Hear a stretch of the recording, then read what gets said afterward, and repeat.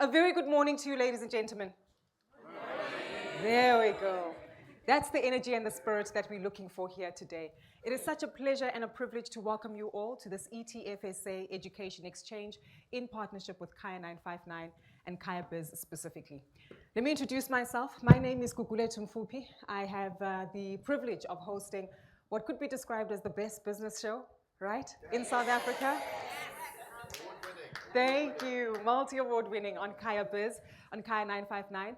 And throughout my journey as a financial journalist, I've worked for a number of institutions. And as you can imagine, through much of my interactions in really trying to ensure that we educate the world around financial wellness, wealth creation, understanding the markets, I get to interact with a large number of people who themselves have influenced the work that I do, but also my own journey in terms of building wealth. And that's been the key leaders and executive directors at ETFSA, who are also here with us today, that we'll be hearing from, who will help us contextualize, understand, and prepare and strategize to actually build wealth adequately. So this is a phenomenal partnership that we look to expand on in the months and years to come, and most importantly, leave a positive impact in your lives as individuals in South Africa. So perhaps let me start off as well by acknowledging the audience that we have online. A few of you might be comfy under covers and of course having a cup of coffee where you are, but you're still welcome to actively participate with us on this platform and of course share your questions, much like all of you here in the room will have the opportunity to do. So perhaps just to gauge the room, build up the energy and the excitement ahead of giving you an idea of what the conversations will be like that we have here today. How many of you are no strangers to ETFs? Very familiar, comfortable with them, have used them, have active accounts? Any new individuals who are still learning ETFs, whether it's an EFT or an ETF? It happens to all of us, but the secret is that if you have the EFT, it helps you in understanding how to invest in the ETFs, because fundamentally you do need some capital, but the beauty about exchange-traded funds is that they've democratized access to wealth creation for all of us. And this is exactly what we're here for. As we do have a mixed audience here in the room, it's a true reflection of what we see many South Africans struggle with, right? Sometimes you're around the braai and you might be deliberating on whether to buy Naspers or Woolies or any other stocks. And someone else might say, well, hold on, how do I even get into investments? I need to be a millionaire to actually have some kind of access. And the truth is, regardless of which end of the scale that you sit on, you can have access to a plethora of those investment opportunities. And not just the stocks that I mentioned, but various commodities, different asset classes, not just limited to South Africa, but the world over. And that is part of the fundamentals that we'll be learning from here today from our various speakers who help us firstly understand the background, the context, the opportunities and advantages of using ETFs as an opportunity to invest. We'll then follow up by understanding how to personalize this particular journey. Because the truth is we're all in various stages of our lives. Just looking at the room around us, I guess we all have a unique story to share about our experiences and what we would like our wealth to do for us. And that's quite pertinent because that influences your investment strategy. Coupled with that, we'll take a look at how technology has made it so simple for us to gain access literally to the world of markets and use this to build wealth in a sustainable manner. So I'm hoping that many of you are excited. I certainly am. And we are going to gauge a few of your questions throughout the course of the day. Many of you online have already started to submit some of your questions, and I can tell that it's not your first rodeo, as the questions do suggest. But just as a starter, perhaps you can shout out just some feelers and thoughts as to what brought you here, what you're hoping to address. Maybe you wanted to see Mike. Maybe you wanted to open up a free ETFSA account. But feel free to shout out some of the thoughts and considerations that are top of mind for you as an investor today. Anyone? Biotechnology. Technology. Biotechnology. A field and area that you're interested in. Perfect. We'll rope that in. There were some murmurings I heard here earlier. Platform costs. Platform costs. Always a big one, right? But I'll tell you that you're in the right room because we'll give you a fair comparative analysis. NVIDIA. We have some interesting questions. Perfect. And this is exactly what we want to talk about, right? Everything from understanding the platform that you're investing on to the stocks that you can have exposure to and the various sectors and industries. And these will be addressed throughout the course of today. I do want to strongly encourage you to make use of the brilliant minds that will be joining us throughout today's session. There will be a panel discussion, there will be presentations, but I do strongly encourage you to probe the minds and the thinking and even ongoing product development that is taking place at ETFSA with the leaders that are here today. Also, pick the brains of the people around you. if there's anything we've discovered, is that we all have various areas of interest, knowledge, expertise, and understanding. And sometimes just the minimal exchange that you have over a cup of coffee or whispering and exchanging a few notes here might actually encourage and leave someone sitting next to you a lot more wiser, enlightened, and informed around how best to actually build up on the investment knowledge. So on that note, ladies and gentlemen, again, we are really excited to have you with us here. Just to run through a few of the house rules very briefly. We're all aware we're in a public platform with various speakers and presentations taking place. Please do kindly place your cell phones on silent and minimize any disruption as you move in and out of the room, just to ensure that we provide the speakers with the necessary respect to share their messaging with the rest of us. The restrooms are located outside as you make your way past the coffee station. We're not anticipating any emergencies today. So if you hear an alarm, if you see some panic, please do treat it kindly and wisely, but also we will follow the direction and the leadership of the necessary representatives of the venue who direct us to the emergency exits. But in the meantime, if there's any music or loud noise or excitement, let's certainly hope that it's the energy that we are bringing into the room versus any troublesome opportunities that exist. On that note, I trust that we're comfortable. Please feel free to take down any notes, note any questions that you have. We will have representatives of ETFSA available to respond to your questions. Shall we kick this into first gear? You sound uncertain. Shall we kick this into first gear? Yes. Definitely. And to do that, it's always best that we get some context right in understanding the world of investments that we live in. Not just in terms of the day-to-day market movements, company activities, and of course, perhaps the cost of platforms, but really understanding this universe of ETFs that has since been created in the early 2000s. Our first speaker for today is not only going to welcome us, but I do hope that you understand that this is someone who has played a significant role. Significant, underlined, in bold, highlighted, because of the journey that he's led in terms of exchange-traded funds in South Africa. Initially launching Satrix 40 back in the year 2000, a platform that I myself am also invested in, or rather an ETF that I'm also invested in, and has since then seen the metamorphosis, the expansion, and the growth of the ETF environment in South Africa. Has a world and wealth of knowledge. If you've listened to Kaya Biz, you'll be well aware that we've spoken to Mike several times, and is always very clear in offering a lot more guidance for us to have full context and understanding of the universe of exchange-traded funds that we're able to dabble into. So, to set the tone, context, and of course, give us a better understanding of where we are in the world of exchange-traded funds today, please give a warm, and when I say warm, I mean a very warm Rugby World Cup 1-point winning final cheer and roar. Ladies and gentlemen, please warmly welcome Mike Brown from ETFSA. Thank you. Right, well, thanks for that. That's great. So is this all working, the microphone and so on? Lovely.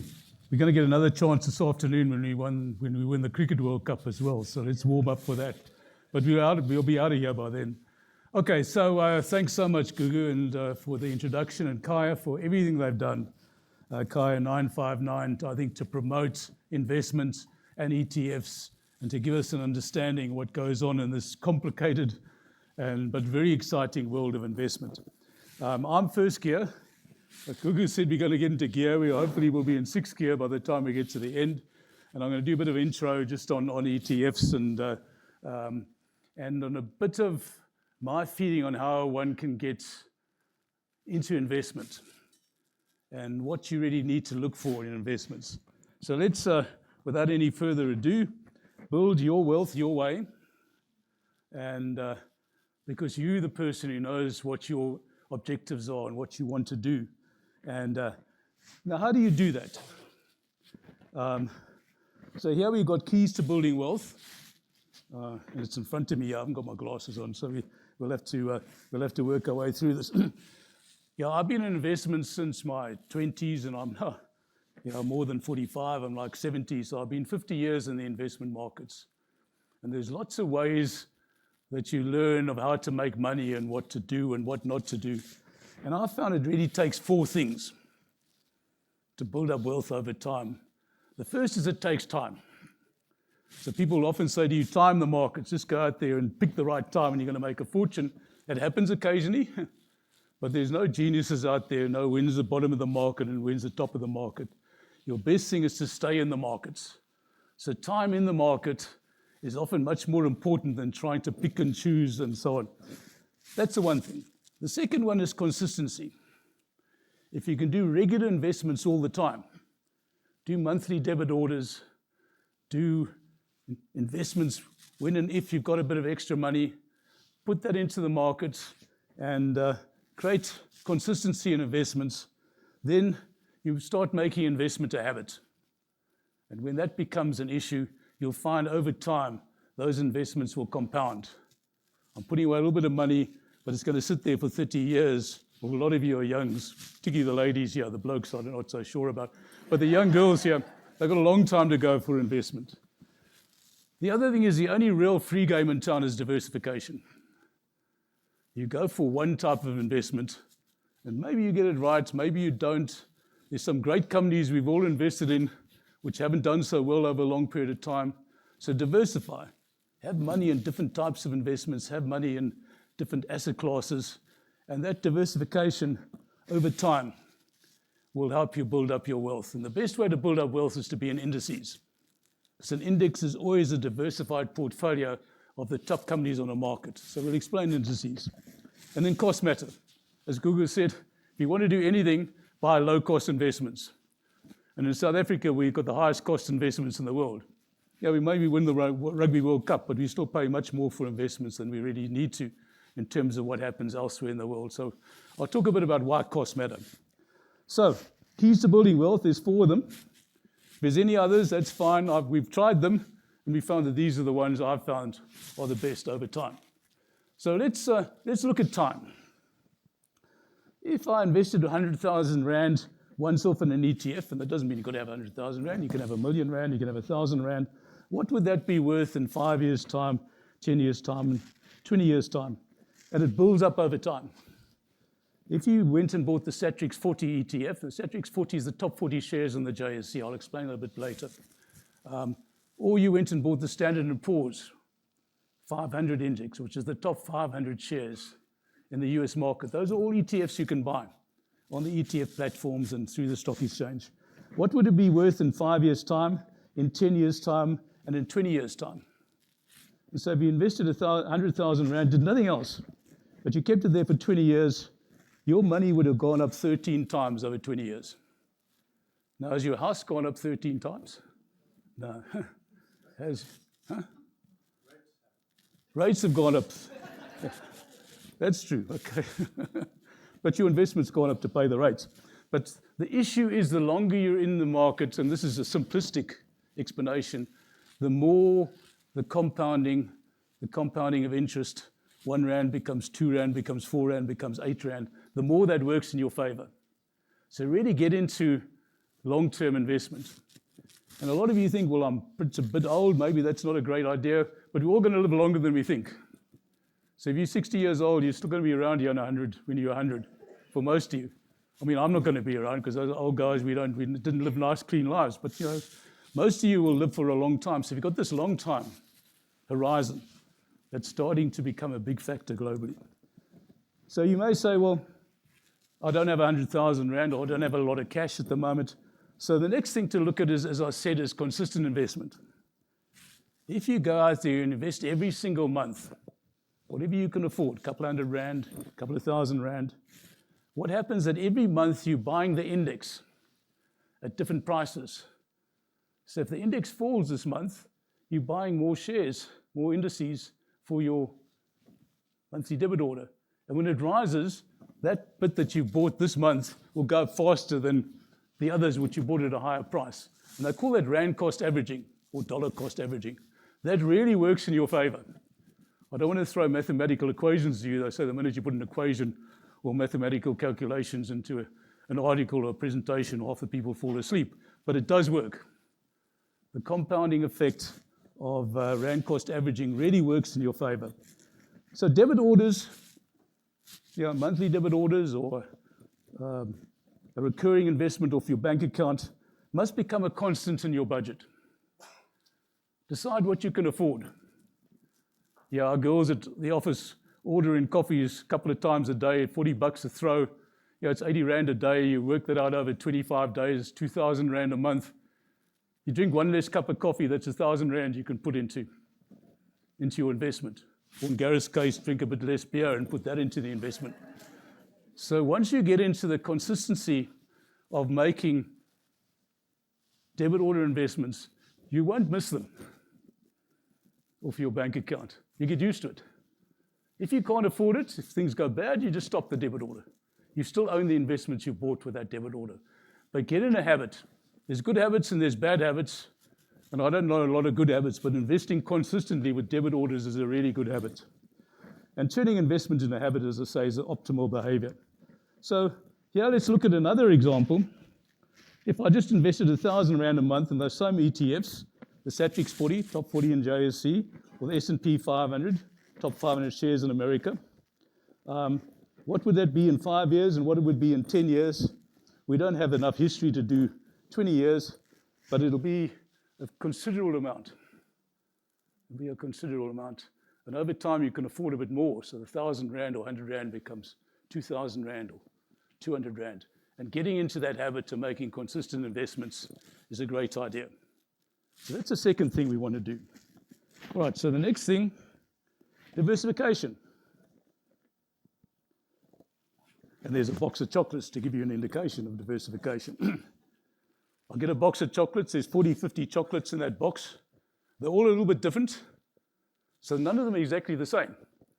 Unless you're like me, everybody's eaten all the nice ones and you're left with the ones that nobody wants, the ones in the green paper and so on. But typically, you're diversifying yourself by buying a whole spread of investments.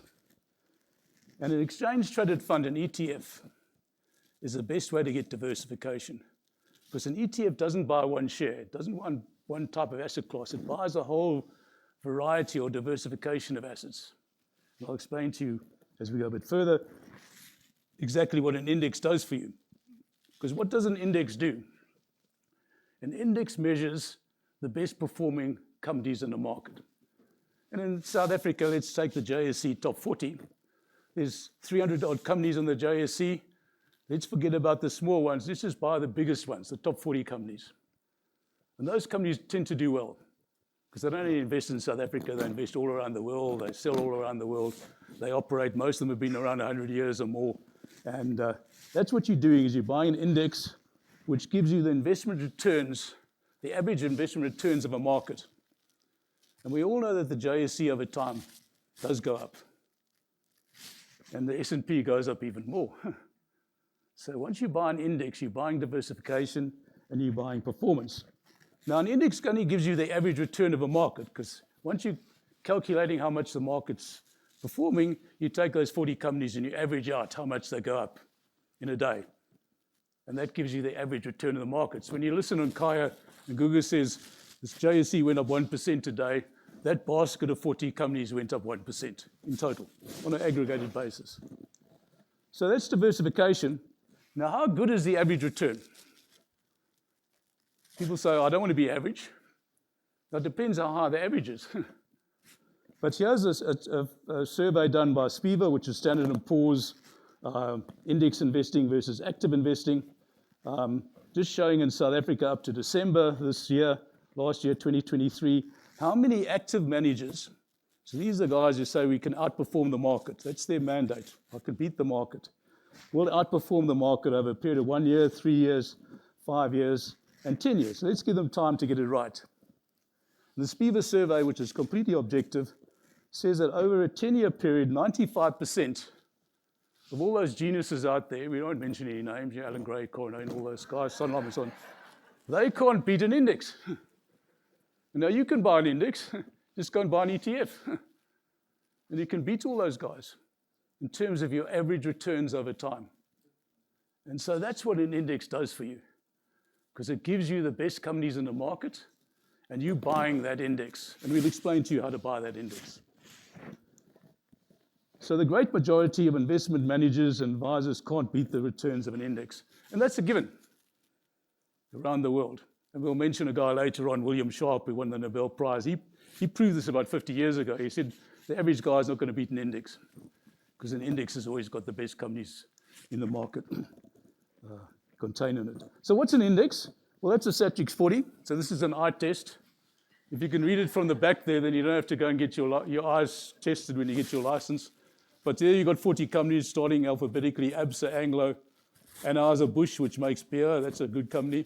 All the way down to, and we say where those companies are, what sort of industries they're in, all the way down to Woolworths, which doesn't make beer, but it's still in the top 40 index. That's a very diversified portfolio, because you read the second column, those aren't all companies just in one area. Those are companies in different types of industries and different types of sectors of the market. And that's your top 40 index. Now, it's well diversified, because you're buying 27% of that index is financial companies, banks and insurance companies, 23% mining and resources, 33% is consumer and retail. 60% of the South African economy is a consumer sector. And then 14% is pure industrials. I know the JSE tries to put a lot of industrial companies into consumer companies, but they're not. These are consumer companies. They're producing for the consumer market for us to consume, a little bit of property. So that's a well-diversified portfolio, just buying the Satrix 40. And that's a good investment. And you can put 300 Rand a month into the Satrix 40 or more. So own a bit of everything. That's the next big tip. Buy something where you own a little bit of everything. Now, if you go out there and you go to the horse race and you back every single horse in the race, you're going to win. You might lose a bit, depends on how much money you put on each horse, but you own a bit of everything. Now, of course, you all mentioned, what about NVIDIA and Apple and Microsoft? Well, let's buy the S&P 500 index. So there's about 9,000 odd companies listed in the USA exchanges. This is the top 500 companies in the US. Now, it's dominated by those big IT companies: Microsoft, Apple, NVIDIA, Amazon, Alphabet, which is Google, Meta, Berkshire Hathaway, that's an old-fashioned company, Alphabet, that's also Google, and one or two others. So that top 10 holding, if you just bought the S&P 500, you're buying a bit. Because if I buy that 500 index, I own a little bit of each of the 500 companies in that index. So I now already own some of those big high-tech AI, artificial intelligence companies. So that's a very good way of getting a start. Because 3 years ago, we didn't know anything about NVIDIA. But if we bought the S&P 500, it was already in that S&P 500. And it's become bigger. And as it gets bigger, the weighting goes up. The constituent contribution of NVIDIA to the index goes up. So now we've got the sector allocation of the underlying portfolio. And that's quite a lot different to South Africa. Information technology is 30% of the S&P. Information technology in South Africa is virtually nothing. There's only really big technology companies in South Africa, Naspers and Prosus. And they don't even own South African technology. They own Tencent, which is Chinese technology. So now you're buying a high-tech index. Now you can focus more on high-tech if you want. Come and chat to us. You can buy the NASDAQ index, which is now 50% IT. Or just go and buy the Standard & Poor's IT index, which is 100% IT companies. So now I own a lot more of what they call the Magnificent Seven. These aren't cowboys. These are the top 7 artificial intelligence high-tech companies in America. Or you can go buy the FANGs, which is another ETF on the market in South Africa, which really invests just in those Magnificent Seven. So you can buy IT, but I don't have to pick which are the winners, because all of the winners are in there, in that index. So index investing is your second greatest habit. And let's finish on keeping costs low. So this is this bloke, William Sharp. I think we spelled him wrong. Isn't there an E at the end, Gareth? Quite possibly, yeah. I met William Sharp once. I didn't ask him about an E at the end of his name. He was a good bloke. But he won the Nobel Prize. And he did a lot of clever things. He said, just buy an index. You'll outperform the market. The other thing he said, if you buy low-cost investments, and you just do that in retirement funds, for instance, he says, by the time you get to the end, without doing anything else, because your investment's been low cost, your retirement funds will be at least 20% higher than if you bought high-cost investments. In South Africa, we've got the record for high-cost investments. So go and buy low-cost investments. ETFs are low-cost investments. And just to finish with you, I'll give you a graph. And I always get a headache looking at graphs, but this one's quite simple. This says that over at the bottom, 5, 10, 15, 20, 25, 30, 40 years, if I put 100,000 Rand investment into a retirement type investment, or just bought the Satrix 40 or the S&P 500, which are giving you 12% per annum annual returns, the low cost investment, that's the green line, at the end of 40 years will be worth 3 million Rand more than the high cost investment, which invests in exactly the same investment, the same returns, but the costs erode over time. They erode your returns over time. So go for low cost investments. And what's the best low cost investment out there? ETFs. I'm not going to say you can only buy them through ETFSA, but it's a good place to start.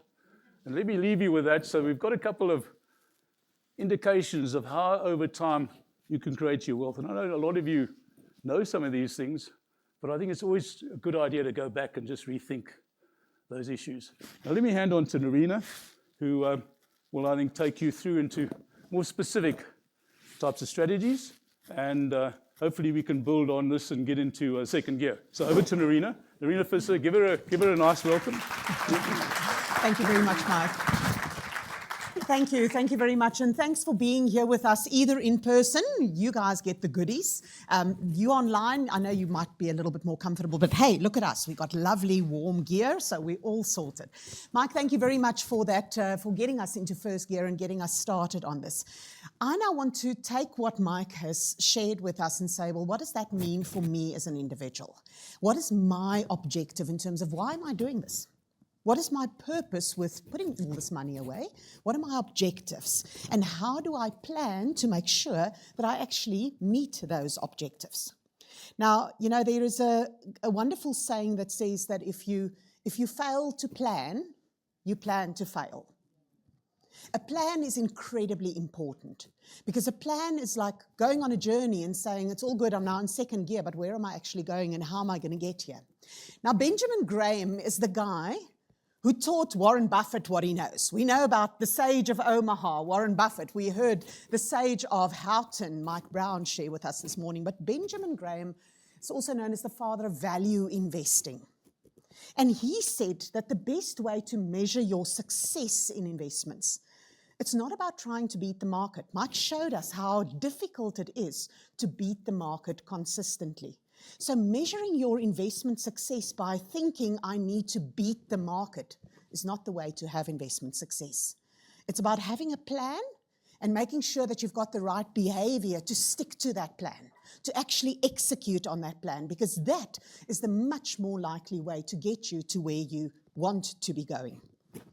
And so now I look around me and I look at the chaos of the world that we have around us. And over the last couple of weeks, it's no different than it's been in the past, but I often now get people sort of saying, a month ago it was, maybe we should wait until the election is over and we know what the results are, then I'll start investing.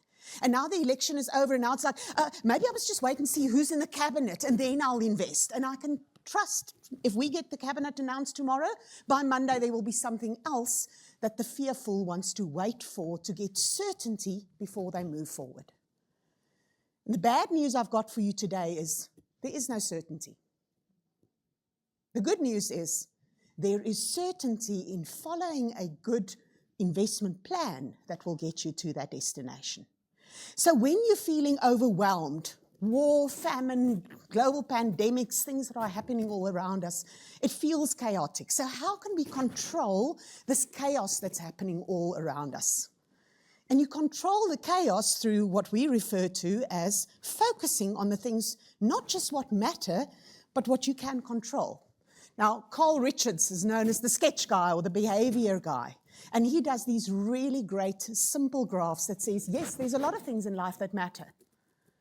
And there's a lot of things that you can control, but there's not a very big overlap between the things that matter and that you can control. And so if you spend your energy and your focus on the things that matter that you can control, that's where your energy will be best spent in terms of this. So what can we control in all of this? I'm going to share with you the 3 C's that can help you to control the chaos. Mike already spoke to us about costs. Why are costs so incredibly important? Because just by choosing low-cost investment, you're already set up for much better success than if your same investment was encumbered by high costs. The second C, consistency. That monthly debit order, sticking to the plan, through the good and the bad, the high and the low, the uncertain and the certain. Stick with that consistency. And then the third C is about contributions. We're not here to get rich quick. We're not here to invest in the lotto. No, invest is not even the right word. We're not here to buy a lotto ticket for 10 Rand. I don't know how much they cost nowadays. Showing my age here. Buy a lotto ticket for 10 Rand and have a 1 in a billion chance of maybe winning that 10 million Rand. No, that's not what we're about. This is about you've got to put in some contributions to actually grow that investment, grow that wealth over the long term.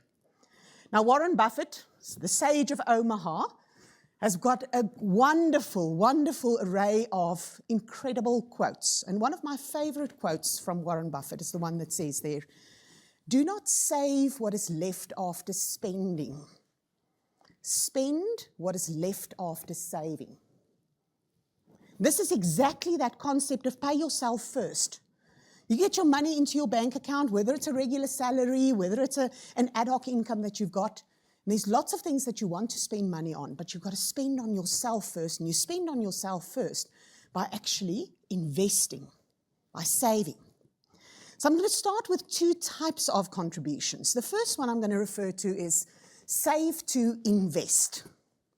And you'll see I've got a little 10% sitting up there. I am suggesting that you should plan, you should target that 10% of every Rand of income that you get should go into an investment. Now, when you're already well established and you've already got a lot of expenses going, you're probably going to say to me, "You've got to be crazy. Where is 10% supposed to come from?" But this is a plan. This is a target. This is setting a goal for yourself to say, this is how I can build up my personal wealth. And when you are young, when you are only just starting out on your wealth journey, make that the first 10% of everything that you do. Save to invest. So what is save to invest meant about? Save to invest is all about what I refer to as planting a fruit tree. I'm never going to use that money. Did you get that? I'm never going to use that money. Then why do it? Why do you plant a tree? Well, you can sit in the shade, that's great. But a tree bears fruit. And I can eat the fruit from that tree for the rest of my life. If I plant a tree and I chop it off, well, that's it. I can make a fire once and then no more wood and no fruit. So the investment is the bit that goes in and says, I'm planting a fruit tree so that I will have food for the rest of my life. And that's our intention with this. So when it comes to saving on an investment basis, and we talk about that long term, we want to focus on investments that will also deliver over the long term. And another way of saving is making the best use of tax benefits. And I'm not going to go into the detail of the tax benefits of a tax-free account or a retirement savings, but those are tax benefits that are available to us that we can use to really accelerate our investment journey. Once you've made use of all the tax benefits that are available to you, then you can continue on a discretionary journey. So I often see people wanting to start out, and the first thing they want to do is buy some of hot stock in their investment portfolio account. And they forget about all the tax benefits that they've got, and they leave a lot of good benefit on the table. So in this save to invest journey, focus on the tax benefits, and then later on we'll worry about discretionary investments. But it's not just about saving to invest for the long term, because hey, we've got to live today. So what about meeting my near-term needs? And so now I'm going to throw you with another 10%. And this second 10% is my save to spend. This is money that I intend to spend in the relatively near future. Why am I saving that money then? So that I don't need to go into debt when I need money to spend on what is required. So the very first thing, your emergency fund. Debt is an absolute killer. So you want to save up an emergency fund so that when life happens, because trust me, it does, and when life happens, you want to have a source of money available that you can cover the unexpected emergencies and not need to go into debt to pay for those. But it's also about saving up for shorter term specific goals.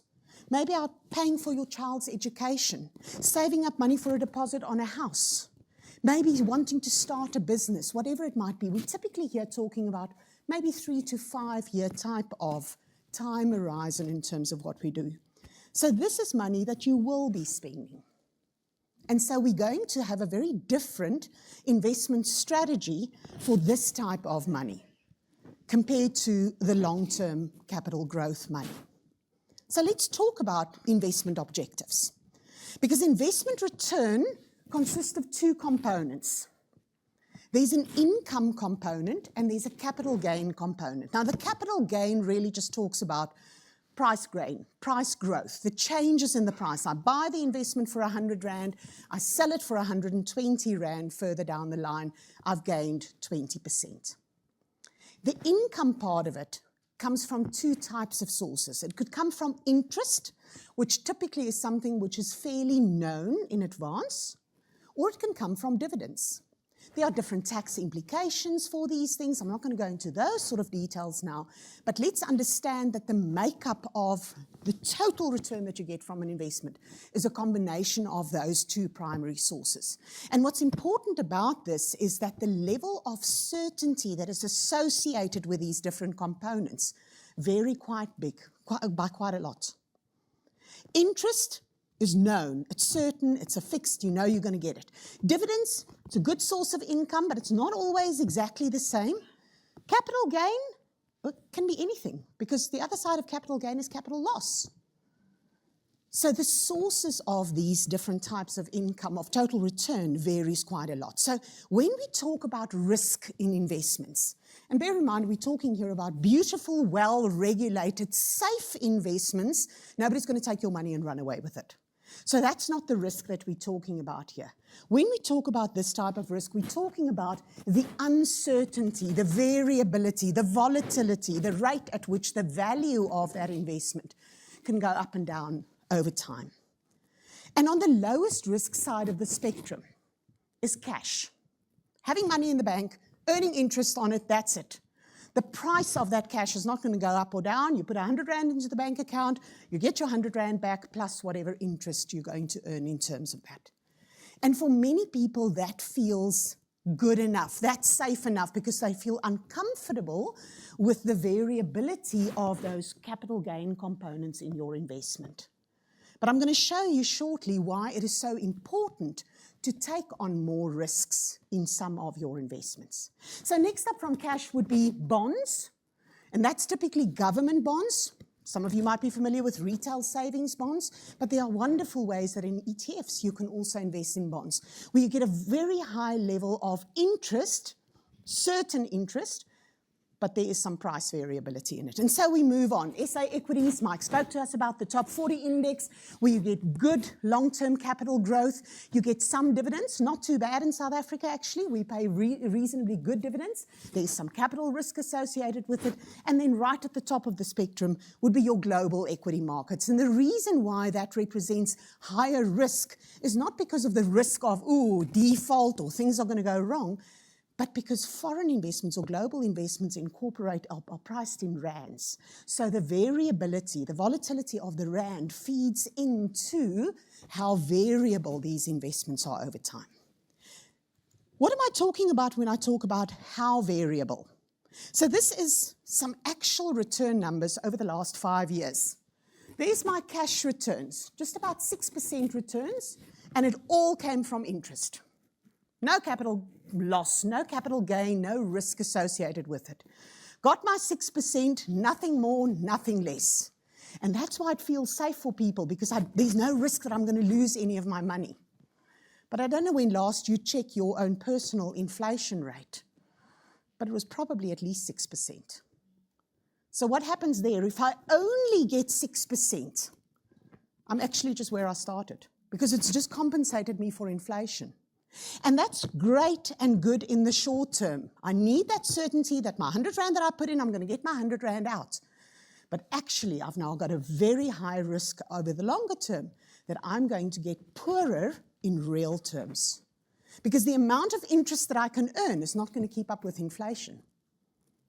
So be careful that something that feels low risk actually represents very high risk of actually getting poorer. Nobody has ever saved their way to wealth. You've got to invest. But there's a room in a portfolio for the cash and for the bonds as well. We're going to get to that. So the bond one, you will see a very big green chunk. That's that fixed level of interest that you earn. Great. And there's been a little bit of a capital gain over the last 5 years. Many of you might be aware interest rates went up a lot, which means when rates go up, the price of bonds falls. So the last 5 years have not been that great for bonds. When interest rates start coming down, you can expect much better capital gains from them. But that red bar, there's been some time over the last 5 years where we've lost as much as 10% on the capital part, just the capital part of our bonds. So you need to understand that that could happen and be comfortable with it, and that should not be where your emergency fund is sitting. But then as we move on and we look at SA equities, for example, do you see now suddenly that green bar, which is the dividends that you received, is now getting a lot smaller. And although my total return is bigger than for bonds, most of that came from the capital gain, which is the one that is variable. And in fact, 15% loss at one stage over the last 5 years. So that can happen. Yes, you get that long-term capital growth, absolutely. But over the short term, plan for this, understand that there is the potential for loss in the short term. We're going to come back to this idea. But the global equities, we all want to rush offshore and invest offshore and so on. But do you know that in 2022, the US equity markets fell by between 25 and 30%? That can happen. It's recovered massively, but understand, expect that that sort of thing can happen so that you manage your own expectations also in terms of what you will get from your investments. So it's really important that we match our investment objectives to the things that we choose in terms of our portfolios. And when we save to invest, what is our primary objective here? We want to grow our capital over the long term. We want to grow our capital in such a way that it outpaces inflation, because that's how we build wealth. That's how we get wealthy in real terms. And the best sources of capital growth over the long term is in equities. So the first thing that you would look at is shares, equity markets and so on. If you want to build wealth over the long term, you've got to be invested in equities. And this is going to give you that great diversified exposure that Mike spoke about. For South African equities, for example, buying the top 40 companies on the JSE gives you global exposure in terms of where those companies operate, but that's your best source of capital growth. You could also look at international investments. Now, international, mostly going to be equities, but it doesn't only have to be equities. Through ETFs, you can buy in a wonderful, incredibly broad range of international investments. And they could also represent different asset classes and so on. So capital growth, you want equities. Whether it's South African or international equities, that's what you want to focus on. Remember, the capital growth is for the long term. It's the money that you're never going to use. So if it goes up and down, that's fine. You've seen what a fruit tree looks like in winter. But it recovers. The green leaves come out again. The fruit come out again. You don't chop off the fruit tree in winter when it's dry. You wait. You exercise that patience that Mike spoke about. What if my investment objective is now for my save to spend, my emergency fund, the money that I've got to keep nice and safe? This is where we want to focus on investments that will give us a high certainty of income. This is now where our cash and our bond type of investments come in. That's to match that portfolio objective, that investment objective of safety, certainty, high income that I can get. And there could be something in between. I spoke about maybe 3 to 5 year investment horizons for specific goals, Maybe your child has just started school and you want to invest to make sure that that child can actually go to university in 15 years' time. There you want to take on a bit more risk, but you know you're going to be spending that money at some stage. So here we're going to look at a diversified sort of range of different ones. And the wonderful thing is that ETFs can cover all of these investment objectives for you. So there's an incredible luxury of choice. But luxury of choice also brings with it a dilemma of choice. And sometimes it might feel to you like there's just too much choice. I don't know where to even start. Because that humble Satrix 40 that Mike started 24 years ago has now got 227 friends. There are as of yesterday, 228 different exchange-traded products listed on the JSE. More than the number of companies that you can feasibly invest in. So where do you start? How do you choose? And in fact, of those, if we say we want to invest in equity, there are 43 South African equity products available. Satrix 40 is just one of them. There's a whole lot of others. International, try 134 different global international products.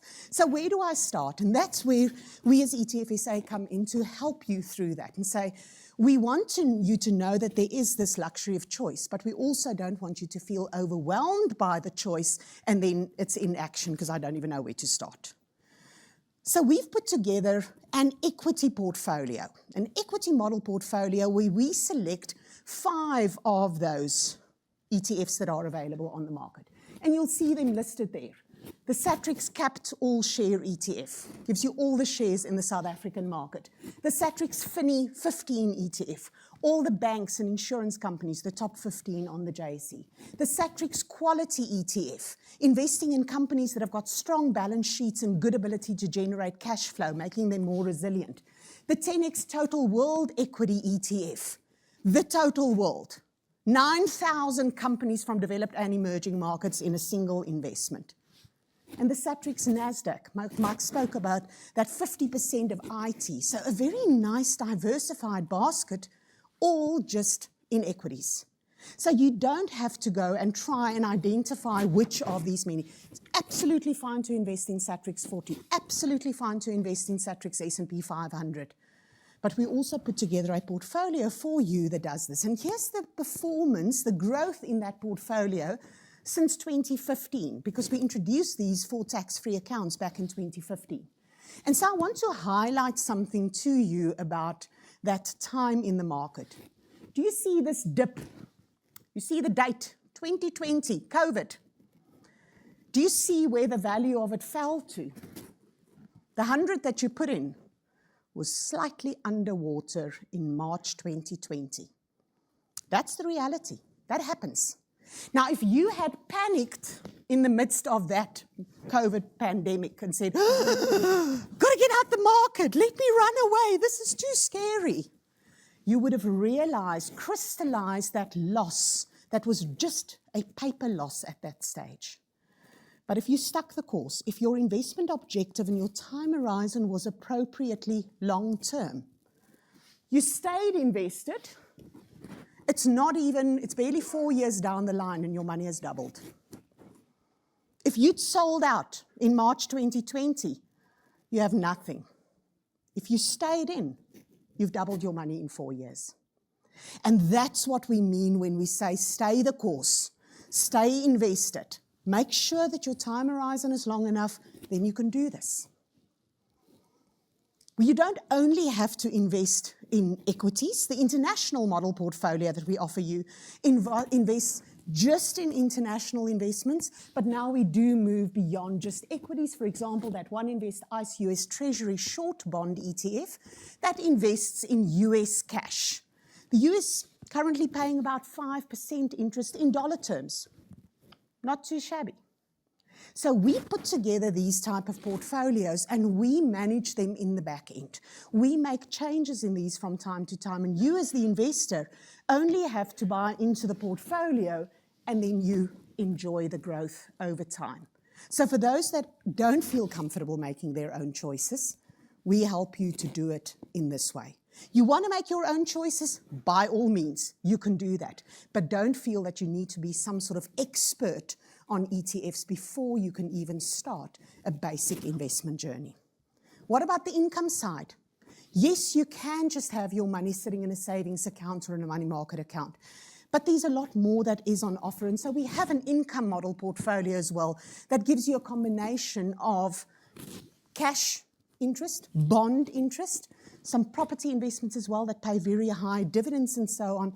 And now you will see that over the longer term, this one did not shoot the lights out like those equity ones did. But look at the stability of that portfolio, because that's what we're after here. We want to get that income in a certain way. That's the objective, that's the goal in this type of portfolio. And if you need to balance it out, if you want some of the capital growth and some of the income, we also have a balanced portfolio, which gives you a combination, the best of both worlds, of the capital growth and the income. So really a range of different model portfolios to suit different investment objectives. So what do you need to just think about when you think about these types of model portfolios? You will always, at any point in time, get the best investment views of the ETF specialists. ETFSA is known as the ETF specialists for good reason.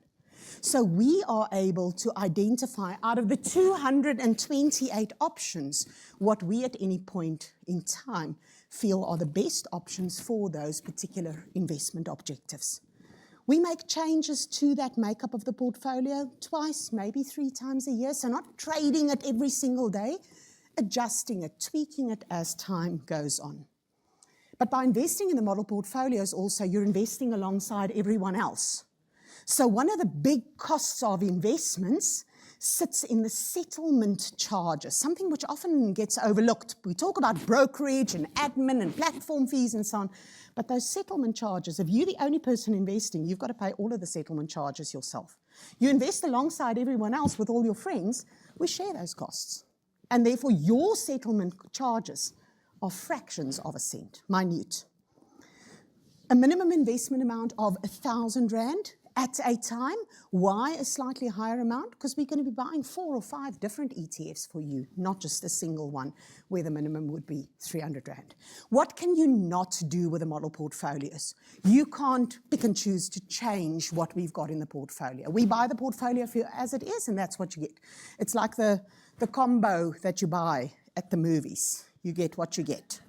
You can't choose it. But nothing stops you from adding your own individual choices of ETFs if you want to, or combining, investing in more than one of these portfolios over time. So these are the important things to keep in mind.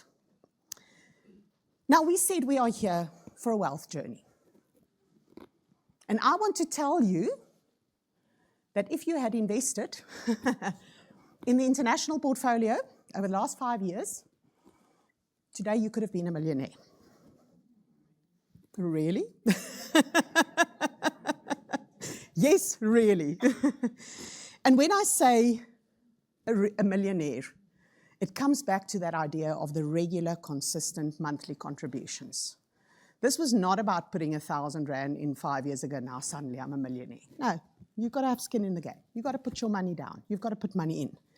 So regular monthly investments, and there, the actual value of the portfolio, 1 million Rand, 1,019 Rand. After all your costs. And how did we do that? 10,600 Rand per month, monthly debit order, every year increasing by 6%. Why 10,600? That seems like a bit of a random number. Because you know what? I did exactly the same example a year ago. And I said 10,000 Rand, increase it by 6% every year. So I did. 10,600 Rand per month. Now again, I appreciate that for many of you, you might say, whose socks are you smoking? But again, it shows you the potential of what can be done. It shows you that maybe as a family or as a group of people, a stokvel, a club investing together, you can do this. And all of that is possible with ETFSA, but also because we're investing in ETFs low cost, that give you the full spectrum, the full range of really low risk investments to very high risk investments as well, and anything in between. And ultimately, it's all about matching your requirements, your investment objectives, your wealth, your way. That's what we do at ETFSA. My last word that I want to share with you. When we plan, we do beautiful plans and it looks like that. Hey, life's going to be smooth sailing. I'm going to end up at the Rainbow Nation. And here we are. And yet the reality doesn't always look like that. The reality is much more like this, especially in investments. The ups and the downs and the crises and the problems and the everything. And this is about not just staying the course so that you get to not just your end goal, but an even better goal than where you started out. But what is important is that you need to manage your own expectations. If you're expecting the top line, you probably would have sold out in March 2020 because you didn't expect that something like that could happen. So understand and expect that there will be times when things are going to look really dire. What have we had over these last 5 years? My goodness. It's been COVID, it's been wars, it's been the pandemic, it's been high interest rates, inflation rate, elections. That's the reality of life. But even with that, staying consistently, staying the time, putting in the effort, putting in the money, staying the course. We'll get to that Rainbow Nation with or without a new government. On that note, it's time for us to go and have a tea break. If you're at home, make yourself a nice fresh cup of tea or coffee, and we'll be back in, I think probably we're going to try and be back in half an hour, 30 minutes. So for you online, have a bit of a break, stretch your legs. We'll start again, 11:45, we'll be back. Ladies and gentlemen, are we good so far? Happy to settle in after the tea break? Yes, no? There we go. Thank you. I love the interaction and the energy, because the truth is, when you're on radio, this is what you miss. You're literally speaking to one other person who's just controlling the mic. So the fact that you're all here today really does help in terms of building up on the feedback, on the content that we share with you, the knowledge that you're gaining as well from ETFSA, and the feedback that we want to get from you by taking your questions directly here today. So, to those of you who are joining us online, we trust that you've also had some time to stretch out. There are a few of your questions that we've seen around Regulation 28, around cost comparisons, and even which accounts to open, and we will be addressing those in a panel discussion. The same thing with our audience here that is live. We will be taking your questions during the second half of today's program. This is where we will be able to interact on many of the themes that you might have had from Narina, and as well as Mike, and of course our next two speakers who will also be coming up on stage in just a moment. And just as a quick refresher, it's so insightful for me sometimes. I enjoy people watching. So you know what I've been doing the last 2 hours. Monitoring a lot of you, and I'm loving the interaction that I see from many of you as parents who are also guiding your children to, monitor the graphs, look at the performance, understand the concept. I've noticed a lot of you also taking down notes and actually recognizing that, hold on, there are strategies and themes and products that have actually been designed to help you along this investment journey. And even the interactions amongst many of yourselves as well, just questioning and probing and getting a refreshing perspective on investments and why these conversations matter. So I hope that that does stick with you, that we will continue to build up on these conversations and the themes that we look to underscore throughout today's not only event, but of course many other ways in which we can share that information with you through ETFSA, as well as our partnership with Kaya Biz. Another important aspect I think we're certainly going to build up on is our next presentation. And of course, this is understanding many of the questions that we had come forward in terms of the technology platforms and how they work. We've heard from Narina that we do need to personalize our approach to wealth creation. We've heard from Mike as well, who helped us understand how to actually ensure that this journey with our chocolate box really becomes a desirable one, that you explore all the different flavors or options that might be out there and do it in a manner that does suit you. And I also believe that there are a few themes and concepts that we've been challenged with to rethink our approach, not only to how we use money, but how we allocate it as well. That 10,000 Rand per month Narina referred to, if we go downstairs and look at the basement, there might be some pretty vehicles that we're spending a pretty penny on that cost about that much without insurance. And I think it's also challenging us to really prioritize what is important and how much we actually can afford if we really just reevaluate what our needs are in life.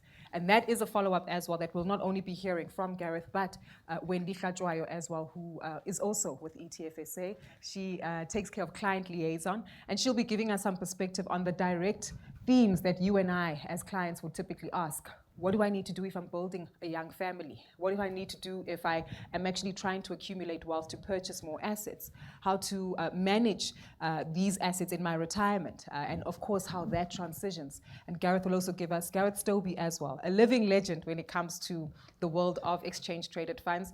And I say this deliberately. Many of you might ask, why am I'm not embellishing their CVs. This has really been my practical experience of them. Narina, Mike, and Gareth are individuals who I've journeyed with throughout my career, spoken to them working at different organizations and different spaces. But fundamentally, one would know that when it comes to money, trust is a very important currency. And throughout the years, I've recognized that there are individuals who are not only well-respected, well-accomplished in their careers, but most importantly, we've been able to build a level of trust. So the knowledge that they're sharing with you here today is not... Oh! Oh! I think you've reached your destination, Bob. But to add to turning left and right, and most importantly, building that level of trust, this is not a fly-by-night, invest in crypto, invest in a strawberry farm and you'll get rich quickly.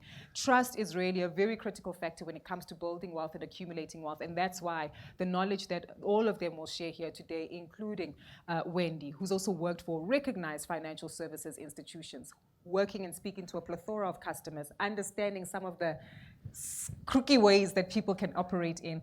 They are here to really ensure that they are able to build up on the information that they share. So, on that note, we're going to start off with our next presentation. Following that, we're going into a panel discussion. Our first speaker, ladies and gentlemen, is Gareth Stobie. He'll be followed by Wendy Hlajwayo, but helping us fully comprehend wealth tech, ETF access, and of course, using the technologies and accessibility that we have available to us.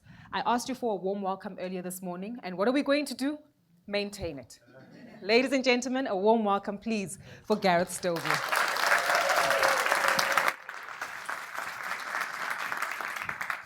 That's a very, very kind introduction. Thank you, Gugu. I'm not sure I deserved that, but thanks so much. And lovely to be with you all here tonight. My name's Gareth. I grew up in KZN, Pietermaritzburg, for any of you that part of the world. But the last 20 years, I've been living in Joburg.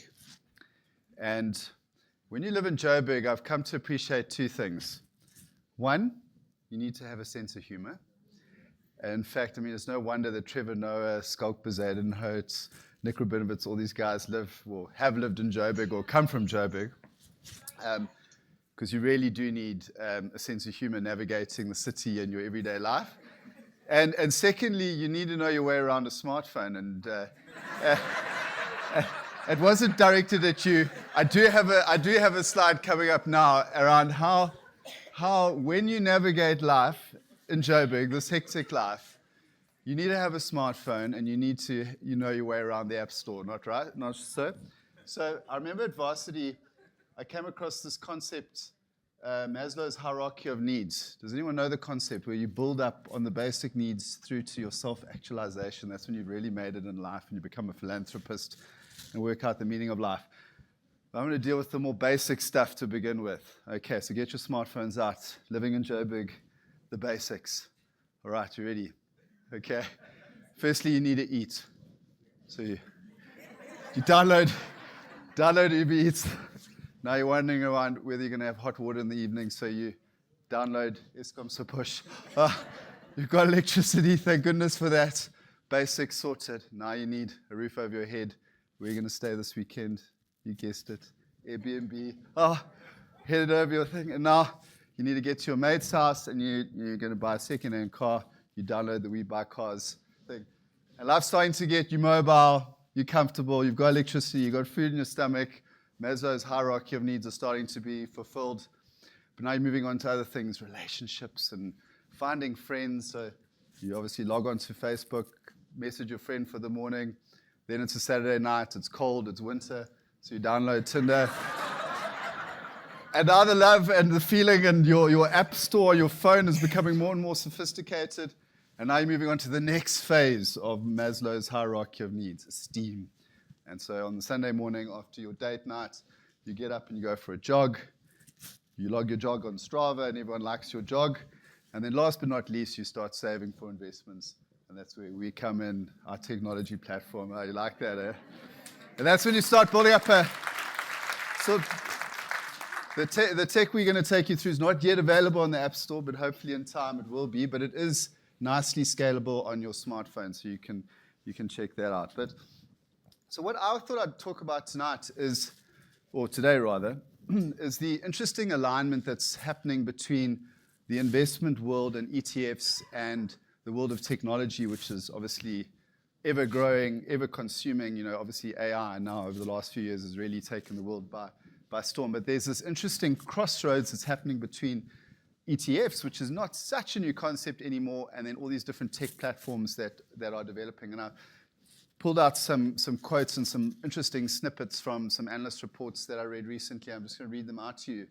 So the modern, might as well be Joburg investor, is calling for fintech solutions that are low cost, diversified, transparent, and at the intersection of this is digital ETF investing. It's kind of the go-to instrument or fund category for tech-enabled investors.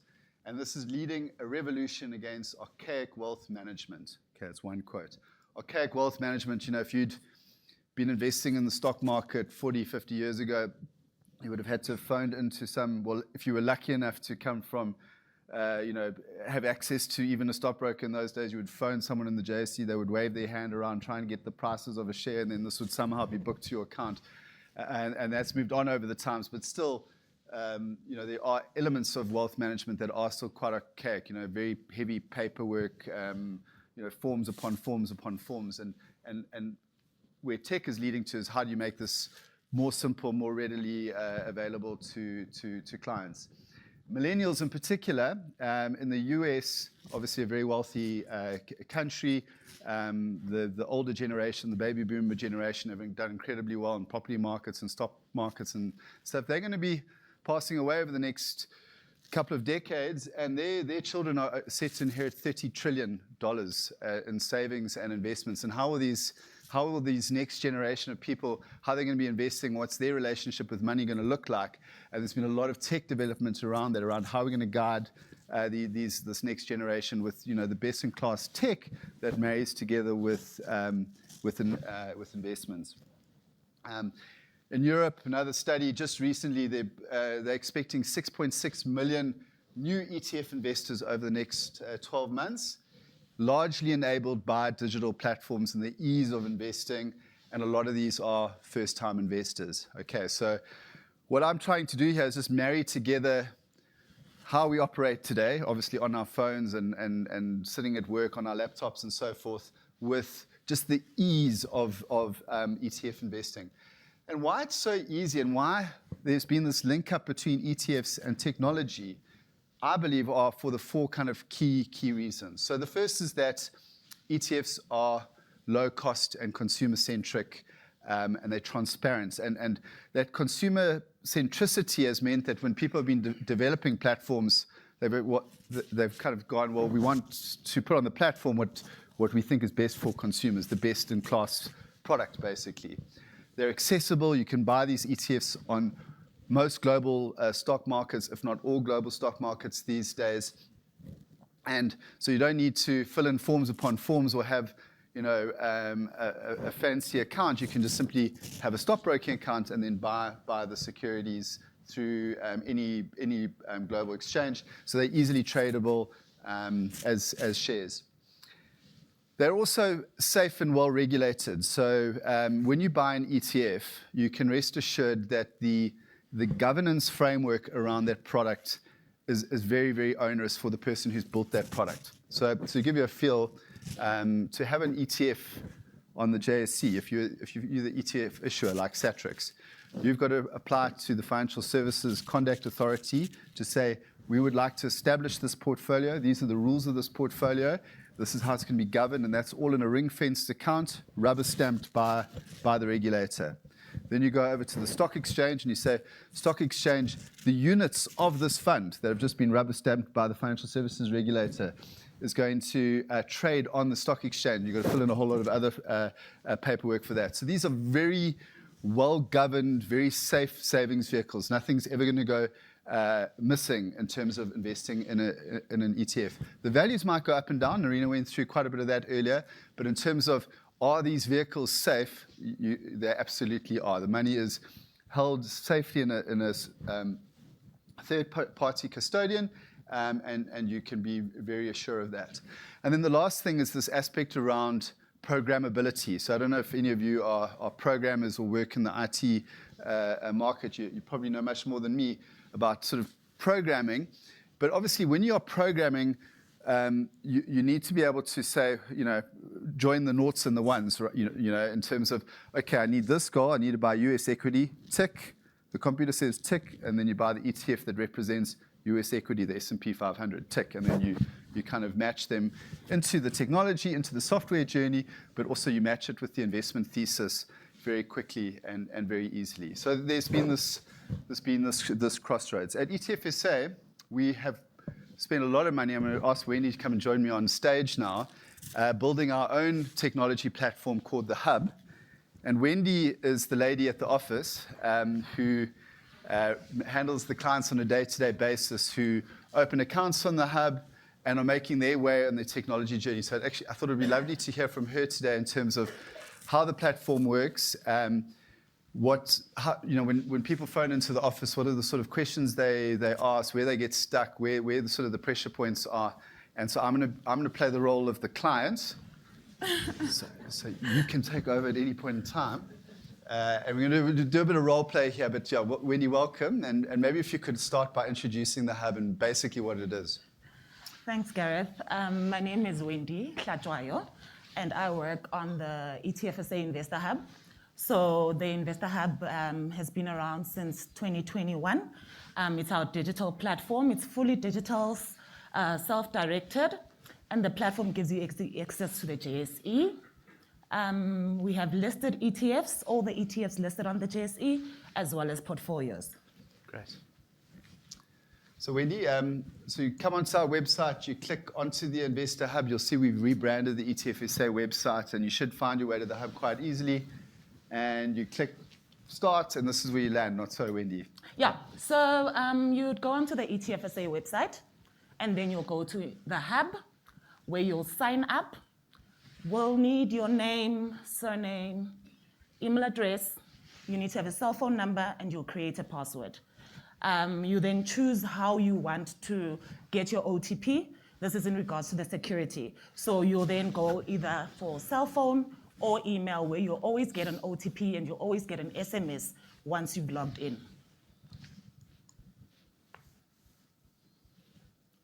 So after you have now registered your account for the first time, you'll then need to sign into your account so you can make your first investment.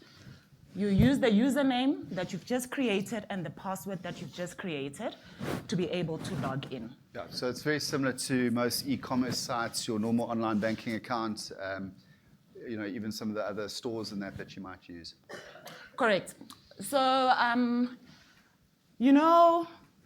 people always ask, why do I need FICA documents?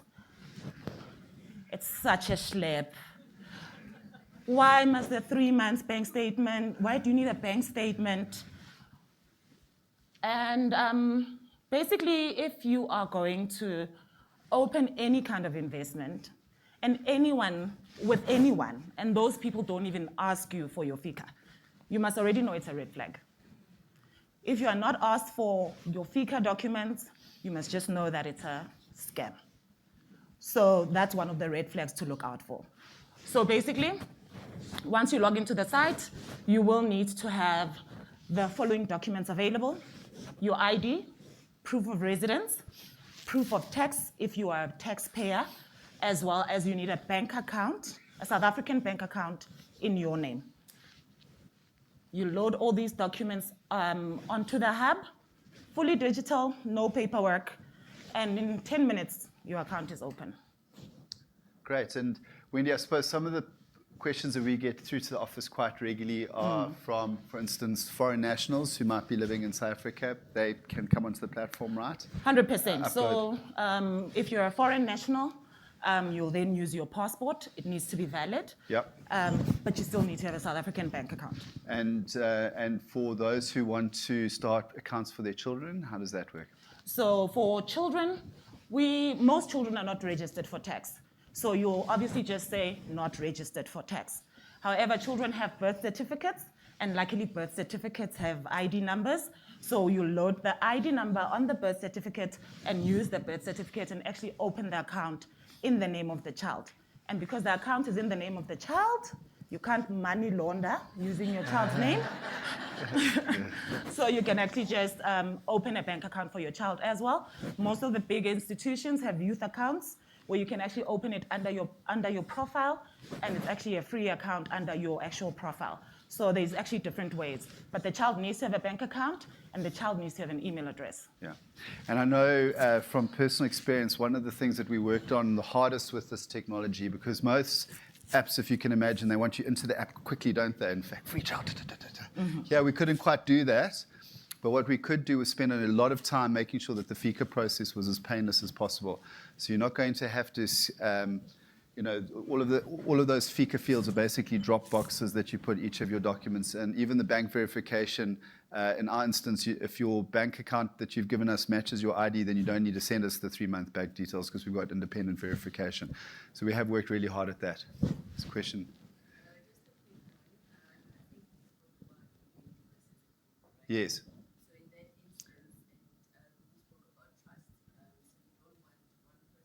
Yes.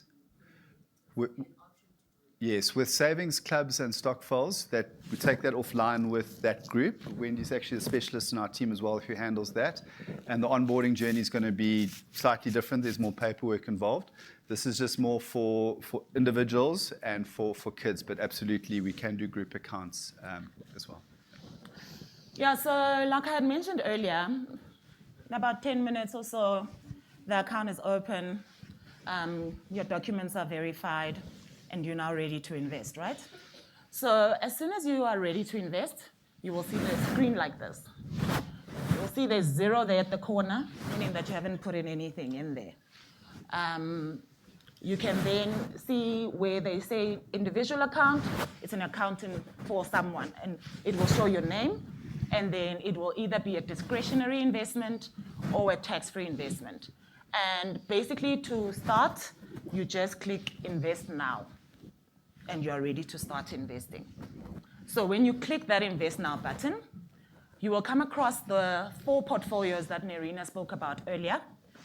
And that's when you would then select the one you want. You don't need to worry much about region, asset class, or strategy. That's really in the event that you want to invest in any of the 200-odd ETFs and you want to put together a specific strategy or you need guidance with that, you would then use those blocks. But generally, if you don't need any help, just click on one of the portfolios and you'll be able to then load a specific amount and we'll provide you with banking details. You make the payment. And after that, this is how your investment will look like. See, there's no 0 anymore. It shows you, how much it's gone up or how much how well it's done rather. Yeah. How much you would have put in. There'll always be a little bit of cash left over because we buy ETFs as full units. So if an ETF is like 11 Rand 25 cents, 11 Rand 27 cents rather, there'll always be a few cents left over, which is why there'll always be some cash left over in your account. Wendy, could I maybe jump in there? I mean, having, by the way, I think your jacket's scratching on the mic. Oh, there you sorry, go. guys. That's all right.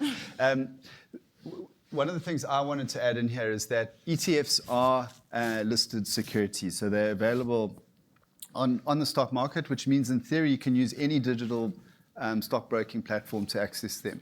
What you'll notice about this platform is that it's not designed to be a stockbroking platform per se, where you see, for instance, the value of the buyers and the value of the sellers, and you've got to try and match, and you see all these charts flying around.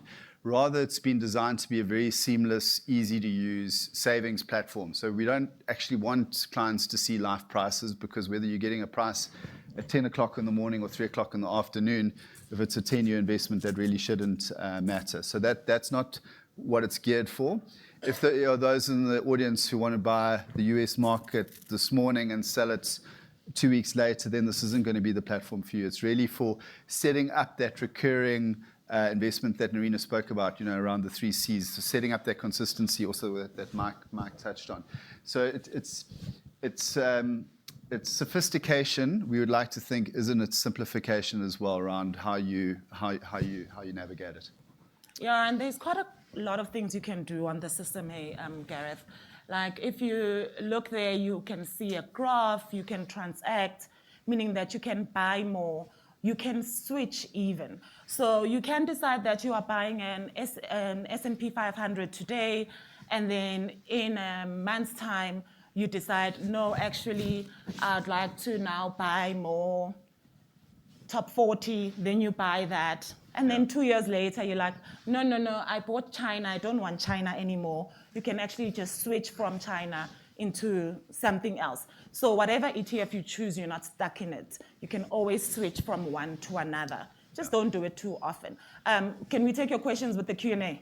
Yeah. Perfect. And then it's very simple. It's simple to understand. We'll hold your hand.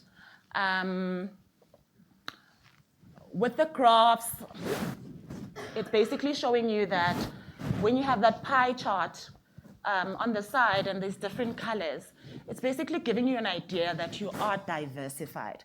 Because like Nerina and Mike spoke earlier, you don't want to invest in just one thing, or you don't want to be stuck in one thing.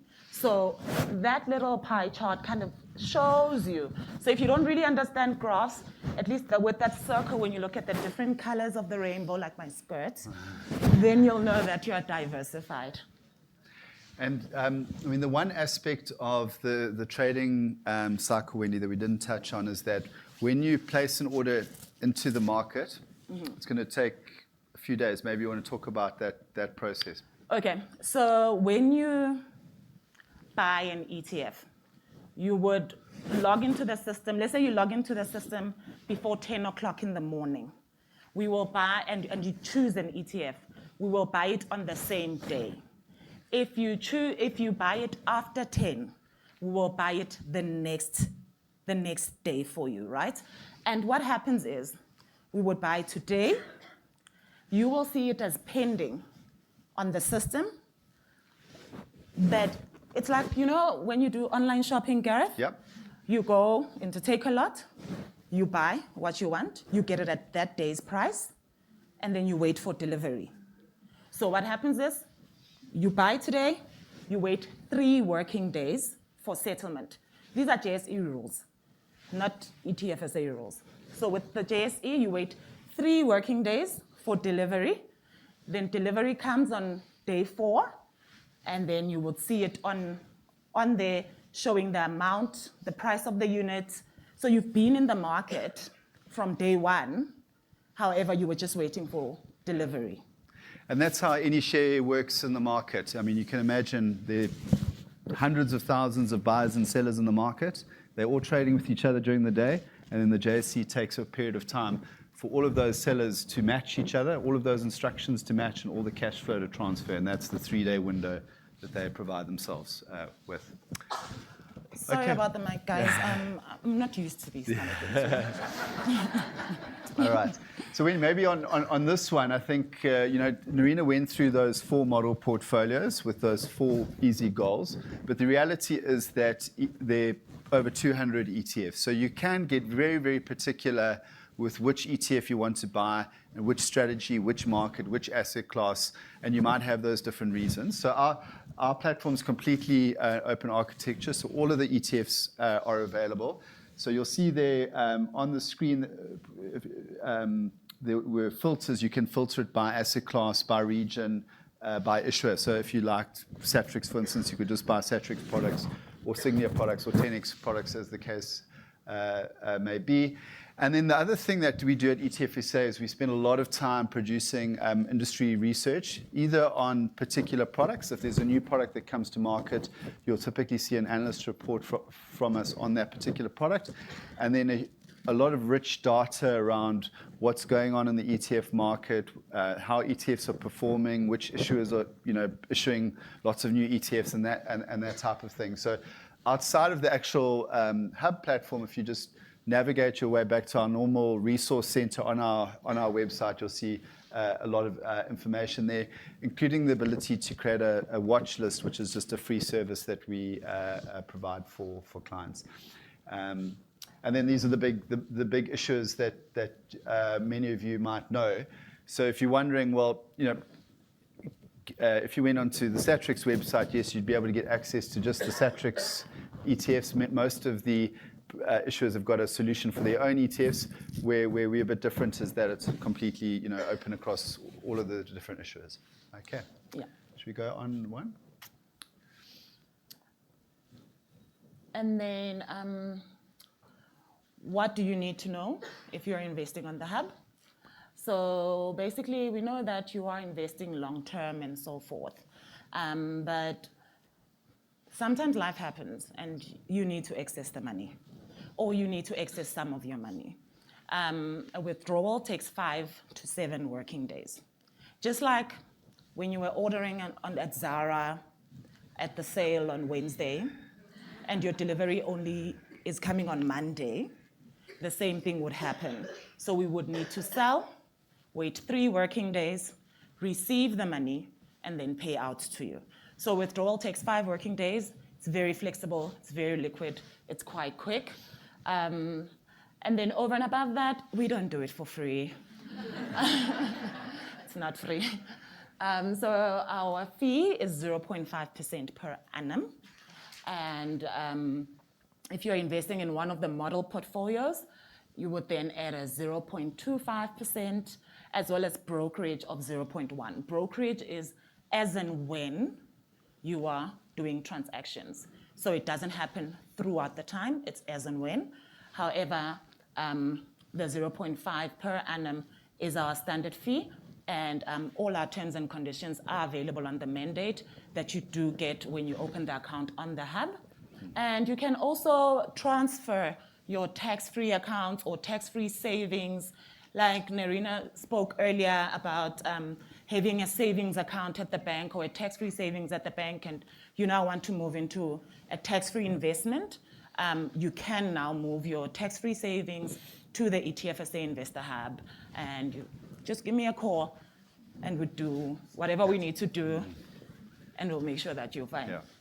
Thanks, Winnie. Yeah. I mean, and we know that this is not the only platform in town, and I know Gugu had some listeners who were asking about some of the other online stockbrokers, Easy Equities, some of the banking platforms, and so forth.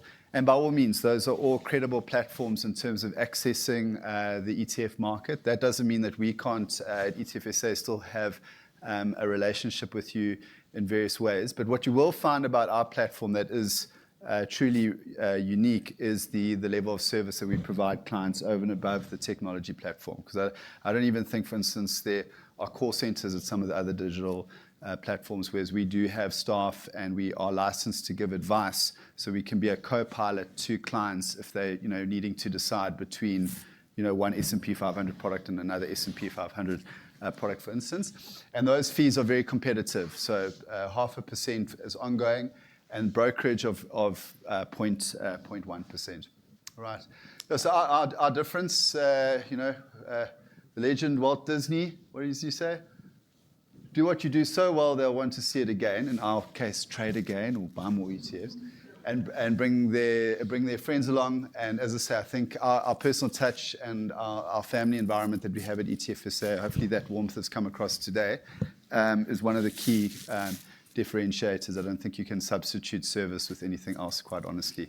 So that's the end of our presentation on tech, but I'd love to talk more about it. So Winnie and I are going to sit in the panel now, joined by Nerina and Gugu and Mike, and we can get into any topic that you feel we haven't quite got to today, because we've got a good 40 minutes, Gugu, until we wrap up. So it's a nice 100%. amount of time. Well, I don't even think we need I think this, you eh? should keep that. We don't need that, but I'm aware that the disclaimer is needed, given that you are financial services Yeah, we'll leave that on provider. we'll leave that on the screen for our compliance Definitely. team. Have the people on the screen. Yes, okay. Much nicer. Yeah. Good. Okay, there we go. Okay. Much nicer. Perfect. Well, thank you so much for that, Gareth. We are going to get seated on the panel now for a conversation, and most importantly for the Q&A interaction. I'm excited that there were a number of hands actually probing in terms of costs, fees, how the platform works, how to make sure that we're able to build trust by ensuring that we can participate in terms of investment clubs. Thank you, Mike. And of course, the questions that will also be available online. So we will address those, but I do think that we should address just a few of some of the major concepts that have been shared with us so far throughout the course of today. As you can tell, I'm a lover of technology. Yeah, look at that. So maybe there's another way to invest in that. Thanks, Narina. We're going to start with a few questions that we've gotten so far online, but of course, any questions that we have here, given the fact that we do have 2 roving mics available, if I'm not mistaken. Yep. We do. Perhaps it's best that you raise your hands to make it easier for our colleagues to identify you, shuffle along and hand you the mic. We'll take 2 questions at a time and come back for feedback from the panel. So very interactive. We're clear on that? We don't have to make it a ping pong. If there are any questions now, let's identify where they are, just to give the mics time to get to you, and then we will be able to respond. Okay, this is going to be a fun one. We'll start at the back and then work our way down to ensure that each row at least does have an opportunity to interact. Fine with that? Fair play. GNU in investments. This one is going to work. Well, as the mics do come down, I do think that we need to address a question that came up earlier, and perhaps, Mike, you might be best positioned to respond to this one. And it was specifically speaking to the difference between unit trusts and ETFs in relation to costs, dividends, interest, and capital gains, and subsequent tax implications. This is from Dr. Seethram. So you can tell that he's done his research, and for anyone who has done their research in the market, you would be well aware that ETFs, as well as unit trusts, sometimes get confused in terms of the technical explanation. And maybe it's best that we start there, just as a refresher to help us understand the difference. All right, well, he's a doctor, this gentleman or lady. Yes. Yeah. We're not sexist. So when you give a prescription to your client for an aspirin, the client's getting an aspirin, but they're different manufacturers of aspirin. So a unit trust and ETF is much the same structure. They fall under the same collective investment scheme structure. But ETF is modern technology. They were only introduced 20 years ago. Unit trusts have been around for 70 years. An ETF takes away a lot of the friction and a lot of the back administration that applies to a unit trust. And why I say that is a unit trust is not listed. So if you want to buy a unit trust, you've got to go and buy it from the issuer of that particular unit trust. So if you sell a unit trust, which happens to be an Alan Gray unit trust, and you don't want to go and buy a Coronation Trust, you've got to sell Alan Gray's unit trust, get the money, then go and take that money and take it to Coronation. With an ETF, it just trades on the stock market. So as Wendy was saying, you can do a switch instantly on the stock market. I can sell one ETF and buy another ETF, and I just match the prices immediately. So an ETF is more efficient in terms of pricing on a market. And because the markets allow trade at quite low costs and quite high efficiency, the cost structures in ETFs tend to be quite a lot lower than unit trust cost structures. So if the cost structures are lower, then the income that you receive, the dividends and interest, is not being eroded by costs. So you tend to find your ETFs will give you slightly higher income over time, which also works in your favor. So what's working in your favor with ETFs? Low costs, reinvestment of income, diversity, because a unit trust will often give you some diversity, but you're relying on the issuer of the unit trust to take his or her selection of the market. And we just showed you that graph that 95% of these geniuses can't outperform an index, so 95% of them can't outperform a market. Yeah. An ETF will give you the market. So I think unit trusts are fine. I think if you want to be part of the modern generation, and we're all part of the modern generation, let's face it, ETFs are a somewhat modified and perhaps improved product along the lines of collective investment scheme investing. And I hope the doctor will be happy with that. If not, you Definitely. can send me a prescription. Perfect. And I like that example, and perhaps want to link it very casually to what Wendy had alluded to earlier in terms of understanding how ETFs work. So as you mentioned, it's performing a transaction, an online purchase that you make at Zara. It arrives in a couple of days. I guess unit trust would be more of purchasing at the physical store of one particular retail outlet, taking it home with you, then realizing it doesn't fit you, but then taking it off to another branch at another mall to actually drop it off. So those kind of aspects hopefully do simplify it a lot easier as well. We'll come to those questions in just a moment. I just want to get a few of the technical ones out of the way, but of course we're always open to any scope of questions that will be asked. And this one is from Leslie Kroon online, and he actually asks which ETFSA products are Regulation 28 compliant. And I'm linking this one in because typically, again, in the news, we hear about Regulation 28. What does it mean for pension funds? What does it mean for investments? And we tend to get lost in the technicalities of that instead of understanding how and where ETFs play a role there. Narina, can I throw this one at you? Yes, absolutely. So Regulation 28, quite rightly, the regulation that guides retirement funds, pension, provident, retirement annuity, all of these products. And it guides what you can invest in a whole portfolio of investments. Now, most of the ETFSA online products that you'll see are individual ETFs that one would buy. On their own, they are not Reg 28 compliant. It's like saying I want to have a balanced meal, a nicely balanced, healthy meal.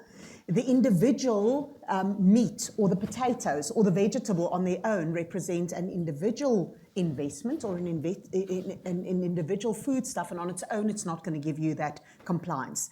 So on ETFSA we do have a retirement annuity fund as well, and that is exactly Regulation 28 compliant. And inside those Regulation 28 compliant RA portfolios, we use ETFs, a whole lot of the ETFs that we've got here.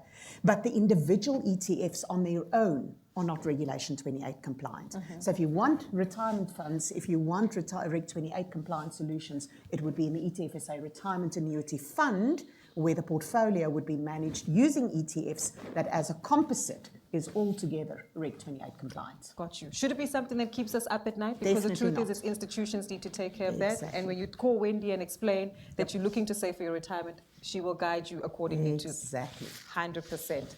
Perfect. Glad that we're comfortable with that one. Let's take two questions from the audience so far, starting off towards the end of the row. The hands that have been in the front will make our way down with the microphones just to make sure that we get there. Please go ahead and introduce yourself, ma'am. Keep it short and sharp just to make sure that we can get through as many questions as possible. Okay, morning, everyone. My name is Balisa. Thanks, Kuku, for the opportunity. Just a quick question. Portfolio switching. From the little bit that I know that with an RA you have got lots of different portfolios, and every time you switch, the fund manager needs to be paid. How do we handle this in ETFs? Great question. Thank you. Sorry, I love the way that you asked the question. The portfolio manager needs to be paid. That's if there is actually a portfolio manager that manages all of this. At ETFSA, we make this available to you on the Investor Hub to be able to do that switching yourself. You are, in fact, the portfolio manager. So you know what? Pay yourself first and put more money into your next investment. That's how we do it. Perfect. Thank you so much for that. There was But if you another do hand. have a retirement annuity and you want to switch it, often what happens is you now go back through your financial advisor and you have to pay him a cost to take that money to another retirement fund provider. You get hold of us, we'll arrange the switch from your current retirement annuity provider to ETFSA retirement annuity provider, and we won't charge you a fee. So you don't have to pay that fee.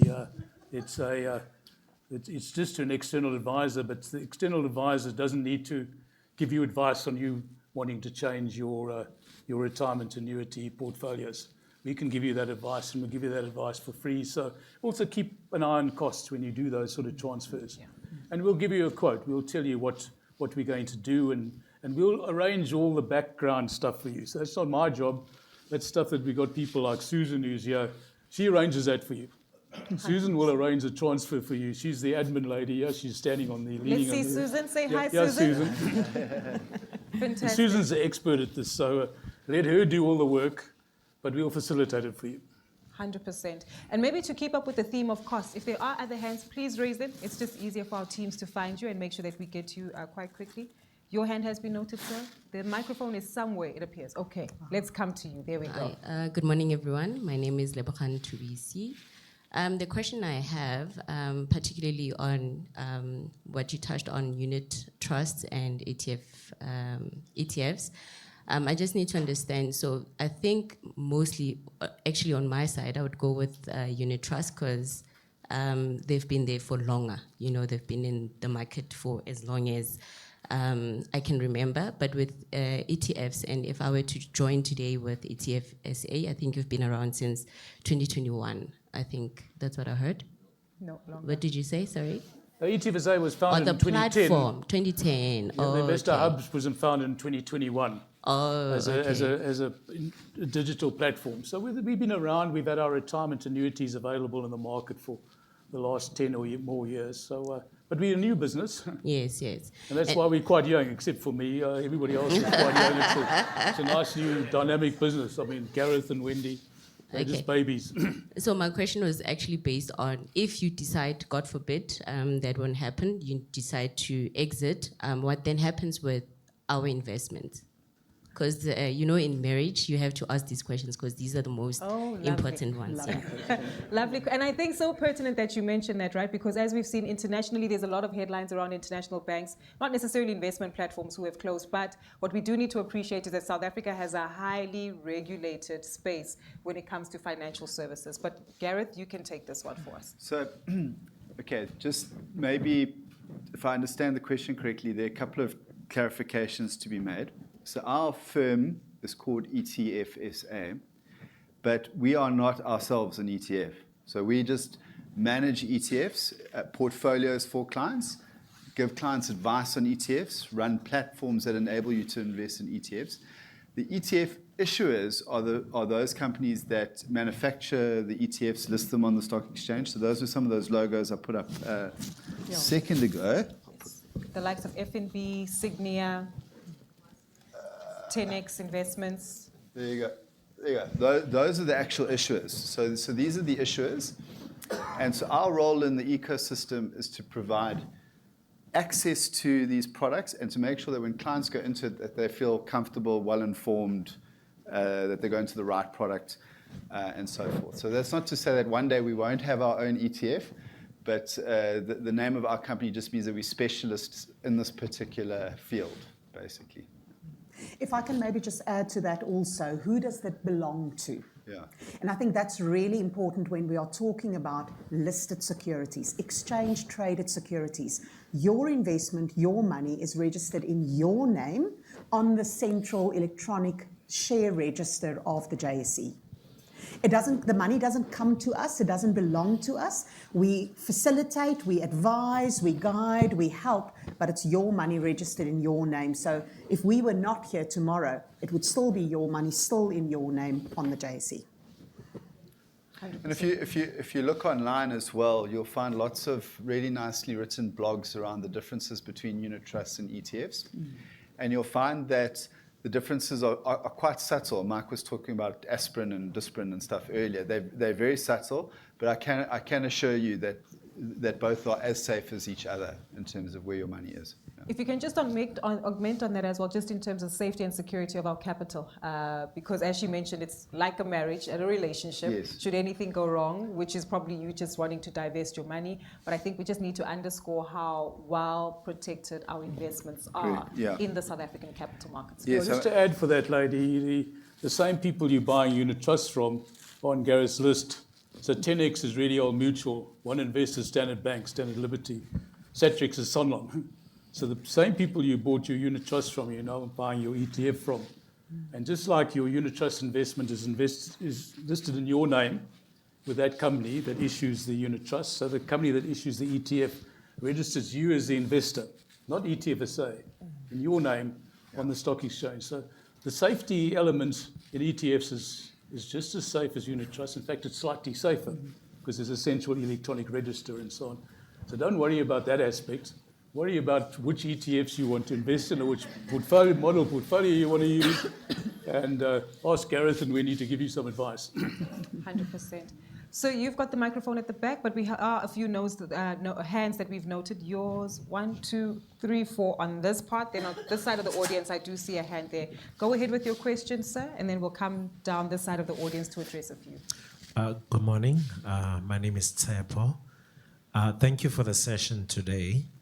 My question is, in a lot of areas, there's vast amounts of information that's available.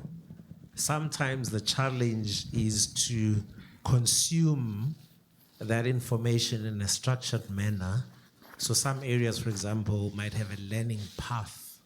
So in such a way that you are at least doing the 101s, the fundamentals before you trying to do the backflips and all those types of things. Is there such that's available in this space that helps one, have the order correct, if I can put it that way? Yeah.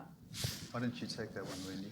So the first thing I would think would be to look at the portfolios that we talked about earlier, whereby you don't need to know all 200 ETFs and try and figure that out. You can actually just go into a portfolio based on your risk appetite or the objective that you are trying to reach. So you look at a portfolio, number one, and number two, you're not gonna go onto our platform and just have to have a box of Smarties where you choose a color and don't really know what you're doing.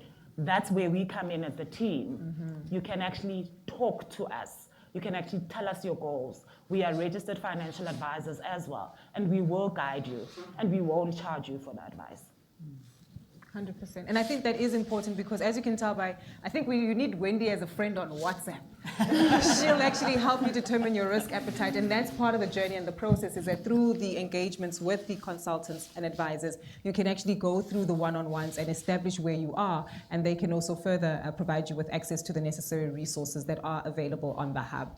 So very pertinent point that you've mentioned. You can go ahead with your question, ma'am. The mic will continue to make its way down. We'll come to the side of the audience in just a moment. Lovely. Good day, guys. My name is Umbali Blose. Back onto the question about something similar to what the lady said, but what I'm trying to understand or gauge is, so similar to something that happened with a broker where people used the platform to do their trading, so to say.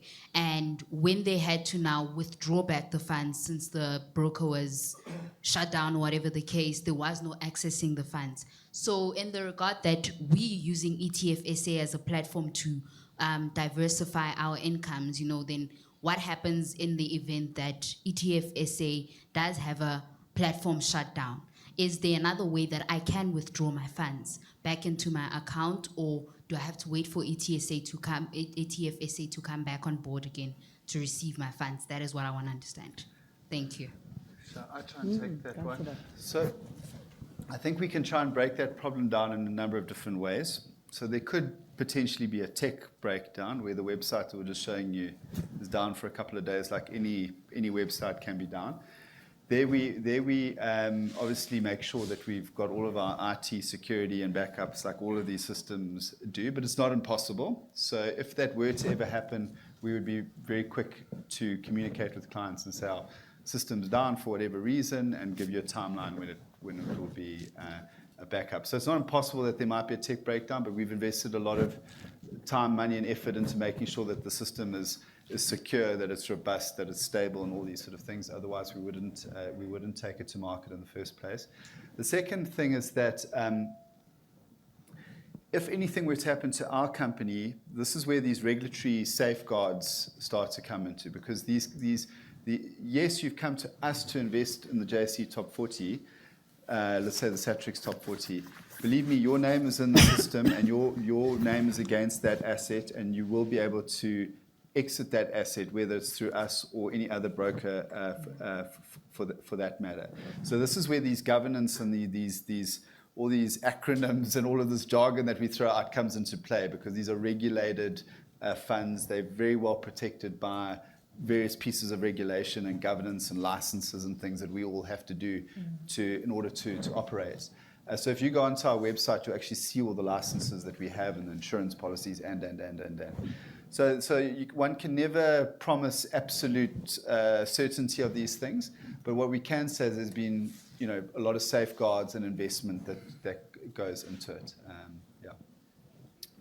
100%. Thank you so much for that clarity there, Gareth. And bear in mind that, again, there's a really strong regulatory environment in South Africa that does actually monitor and control and play a very important role in making sure that as consumers, you're not going to lose, or you minimize the risk essentially of losing your hard-earned cash. But I think it's on good authority that there are people here who have used this platform, ETFSA. We have engaged with it. We all know Mike and Narina. We know where they stay. So should anything happen, we know where to find them. No, but I suppose it's a very valid point, though. Go ahead. It is topical in the world of, we've just had, following the news, the sort of BHI trust that's sort of been on MoneyWeb and stuff like that, where there was a terrible scandal and basically a Ponzi scheme. And that happens in South Africa, it happens overseas. And there again, they're sort of red warning signs and red flags that one needs to look out for. So that particular fund that I'm talking about, the BHI thing, you can Google it if you like, that fund wasn't regulated. Okay, so it didn't have all the licenses, it didn't have all the safeguards that it was supposed to have. And as a consequence, they're savers who've lost money, whereas ETFs have got like more red tape than you realize, sort of wrapped around it copious amounts of times, and then we too as an organization have got all the licenses as well. So these are good questions to ask in terms of how whoever you end up investing with, this is sensible stuff, but once you've ticked those license boxes, then you can start moving on with more confidence and not overthink it, because you don't want it to be the fear factor that holds you back either. Definitely. And I would like to also add there, because I know we focus a lot on costs, and costs are incredibly important, but just like Wendy said to you, if you go onto a platform to do an investment and they don't ask you for FICA, run a mile, because then you know it's a scam. Similarly, if anyone offers you an investment opportunity and tell you that there's no costs, run 3 miles. If you are regulated, you have to pay license fees, regulatory fees. A big part of that cost, that 0.5% per annum, we pay that back to the regulators to ensure that we are regulated. So yes, focus on minimizing your costs as much as possible, but please don't think that there is anything like a well-regulated, safe, zero-cost investment. Those two, like oil and water, never shall they mix. Then you might as well be depositing your money into a bank account details you get via WhatsApp, right? Which we've seen before. We've got a question from your answer, and the microphone is also noted on this side. Ooh, now I see new hands. Okay, we'll come to you. We'll note you. Go ahead. Hello, I'm Wouter. This is a question to Narina regarding the portfolios or the bundles you were talking about. So in the investment world, we are talking about active and passive investing. So these bundles, isn't that actively choosing different index funds? That's passive, the one question. And the other one is, you said cost matters. So can you explain the fees of these portfolios? If I understand correctly, it's the platform fee plus the portfolio fee is then 0.75%. And why shouldn't I just go and buy the 5 different index funds on a platform like Easy Equity and saving that 0.75%? Thank you. Great question. So the quick answer to the first one is yes, it is active management. Newsflash, all investments are active.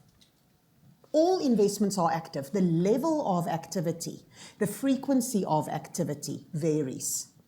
And the more frequently you trade, the more frequently you make changes, the more expensive it becomes. So you want to reduce the frequency of activity, and that's where this so-called passive investment idea comes from. Even in a so-called passive investment, an index tracking investment, there is still activity. The best 40 shares in the market is represented in the top 40 index. Those things change over time. And as they change over time, new companies, lists, other move on or whatever, there's activity to actually change the makeup of that. So you're absolutely right. In our model portfolios, we do make changes, and we do so actively, but not frequently. So we do it actively because new investment opportunities come on. 24 years ago, there was one ETF. Today, 228. If we never made any changes, we would still only be invested in that one single ETF. So you do want to adjust as market conditions change and opportunities change. But we do so very infrequently. Your second question, can I not just do this myself? Absolutely you can. In fact, we're probably doing ourselves a bit of a disservice by showing you exactly what's in there. Nothing stops anyone from looking at my homework and saying, oh, I'm going to do what she does. But tomorrow, when we make that change and you're not aware of it, you're not going to get that change. You're going to have to check back all the time to see, did ETFSA make any changes or not? And the very important part, coming back to the cost also, that bulked transaction costing. If you do it on your own yourself, you've got to pay for each of those transactions independently. In the model portfolio environment, you get the shared costs of the bulked implementation of what we do there. And you're absolutely right. The annual admin fee for the platform, for the hub, for all the regulations, for all of our advice, for all of our assistance, for getting the online access, your tax certificates, and 0.5% plus VAT per annum. If you choose to use one of the model portfolios, that is an additional 0.25% for the use of the model portfolio. It is designed to help people. You're getting value for that additional us managing the portfolio for you, and it's that value add that you pay for. Or you can choose to say, I'm just going to do this myself, and then you don't need to pay the fee. We try and cater to a range of different requirements and different levels of how confident people feel about their own ability to do this on their own. I hope that helps. Well answered. Thank you for that, Narina. Happy to take this question on this hand side. For the mic to move as well, your hand has been noted, sir, and the gentleman behind you. Go ahead, ma'am. Thank you so much, and greetings to all. Please excuse my stuffy nose. I'm so glad I listened to Kayab's. I'm thoroughly enjoying this session. Thank you. Two questions I have. The one is there a minimum age for minor accounts? Yo, the mic is so intimidating. And number two, when it comes to dividends and interest earned, how flexible is that? Can I reinvest on it? Can I withdraw it at any time? Great. Where do we stand with that? Great question. Thank you so much, ma'am.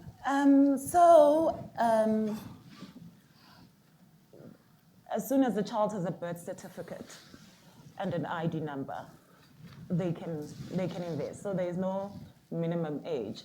It really depends on how quickly you get out of the maternity ward and open a bank account.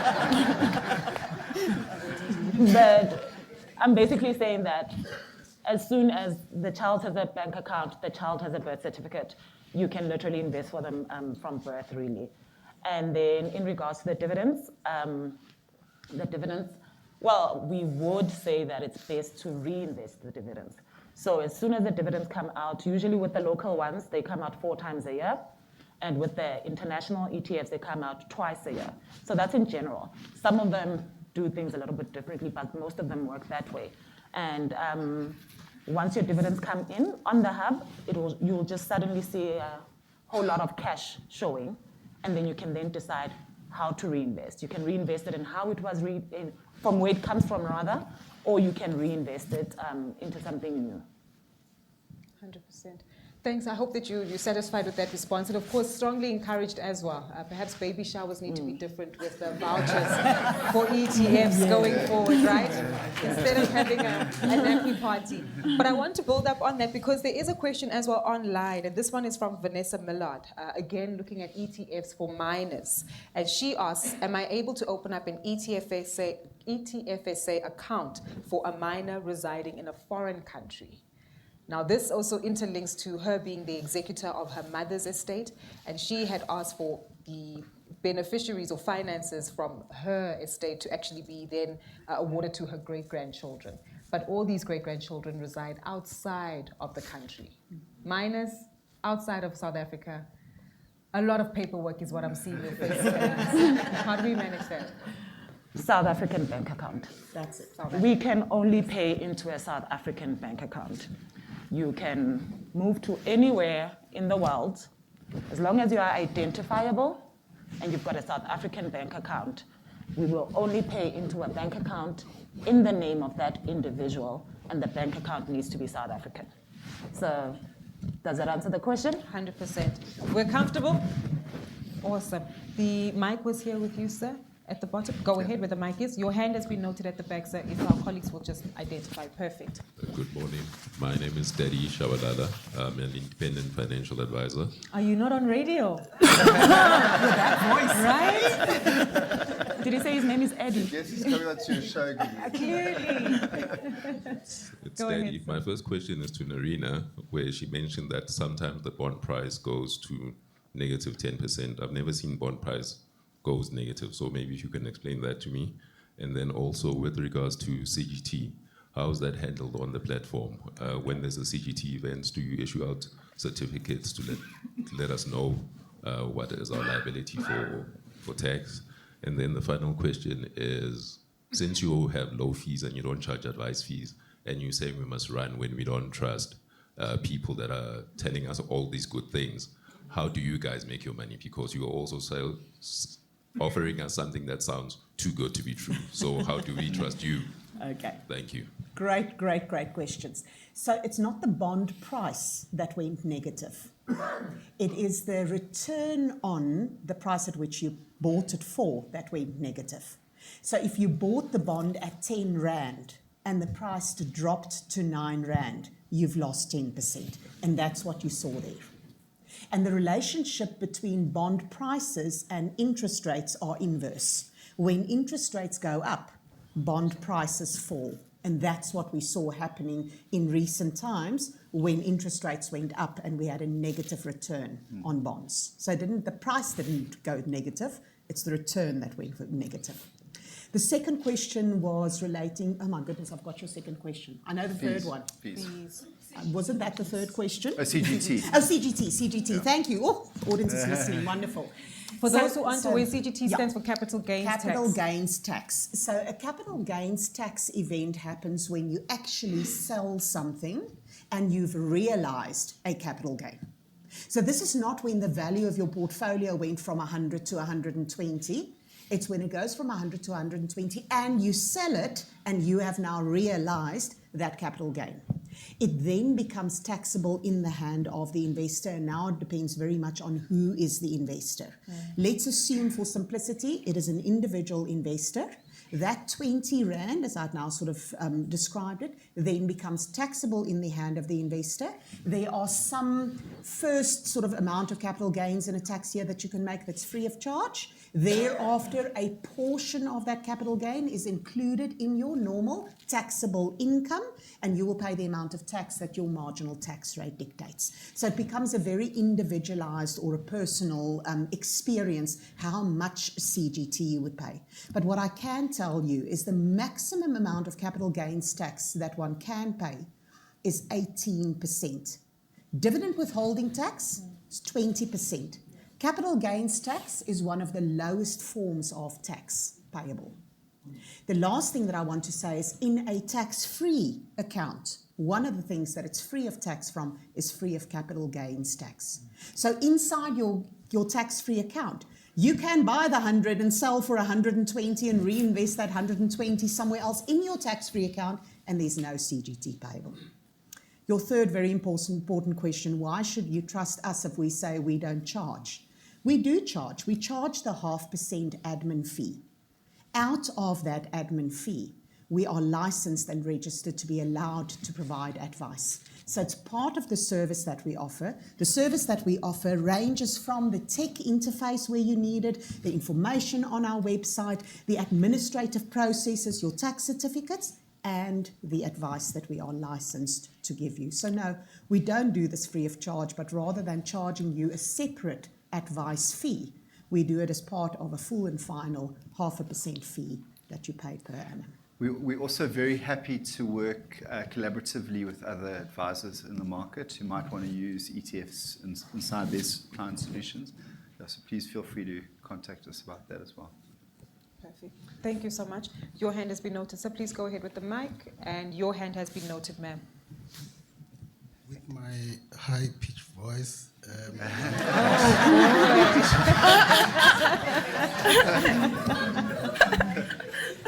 I've got two questions. The first one, it's a follow-up on the Regulation 28. With your already existing RAs, we know that recently there were some changes with regards to the limits for offshore allocation. I don't know if you've changed your RAs to that, and how far have you gone to the 45 limit? The second question is with regards to the construct of your model portfolios. Do you pay any emphasis on the overlaps? You talked about the FINI 20, the quality, and the capped SWIX. Okay. Thank you. You know your stuff. Yeah. Okay. Mike, do you want to take the RA? Mike is the principal officer of the ETFSA Retirement Annuity Fund, so I think we should hear from the boss man himself. Well, a retirement annuity, the Reg 28 says this is the amount of exposure you can have to certain asset classes. X amount can be in equities, 30% can be allowed offshore. That went up to 45% fairly recently with the changes in Reg 28. We have increased our offshore exposure, not to 45%, but it's gone up from 30% to 35% and slightly higher in some portfolios. So we do adjust portfolios. So every single day, if we check every single portfolio we run on the RA platform, and there's 5 of them, they're Reg 28 compliant every single day. So we make sure that the Reg 28, so you don't have to do it. The provider of the product makes sure that it's Reg 28 compliant. And so that's something that you can be assured that we will make sure that your product is always legal from a Reg 28 point of view.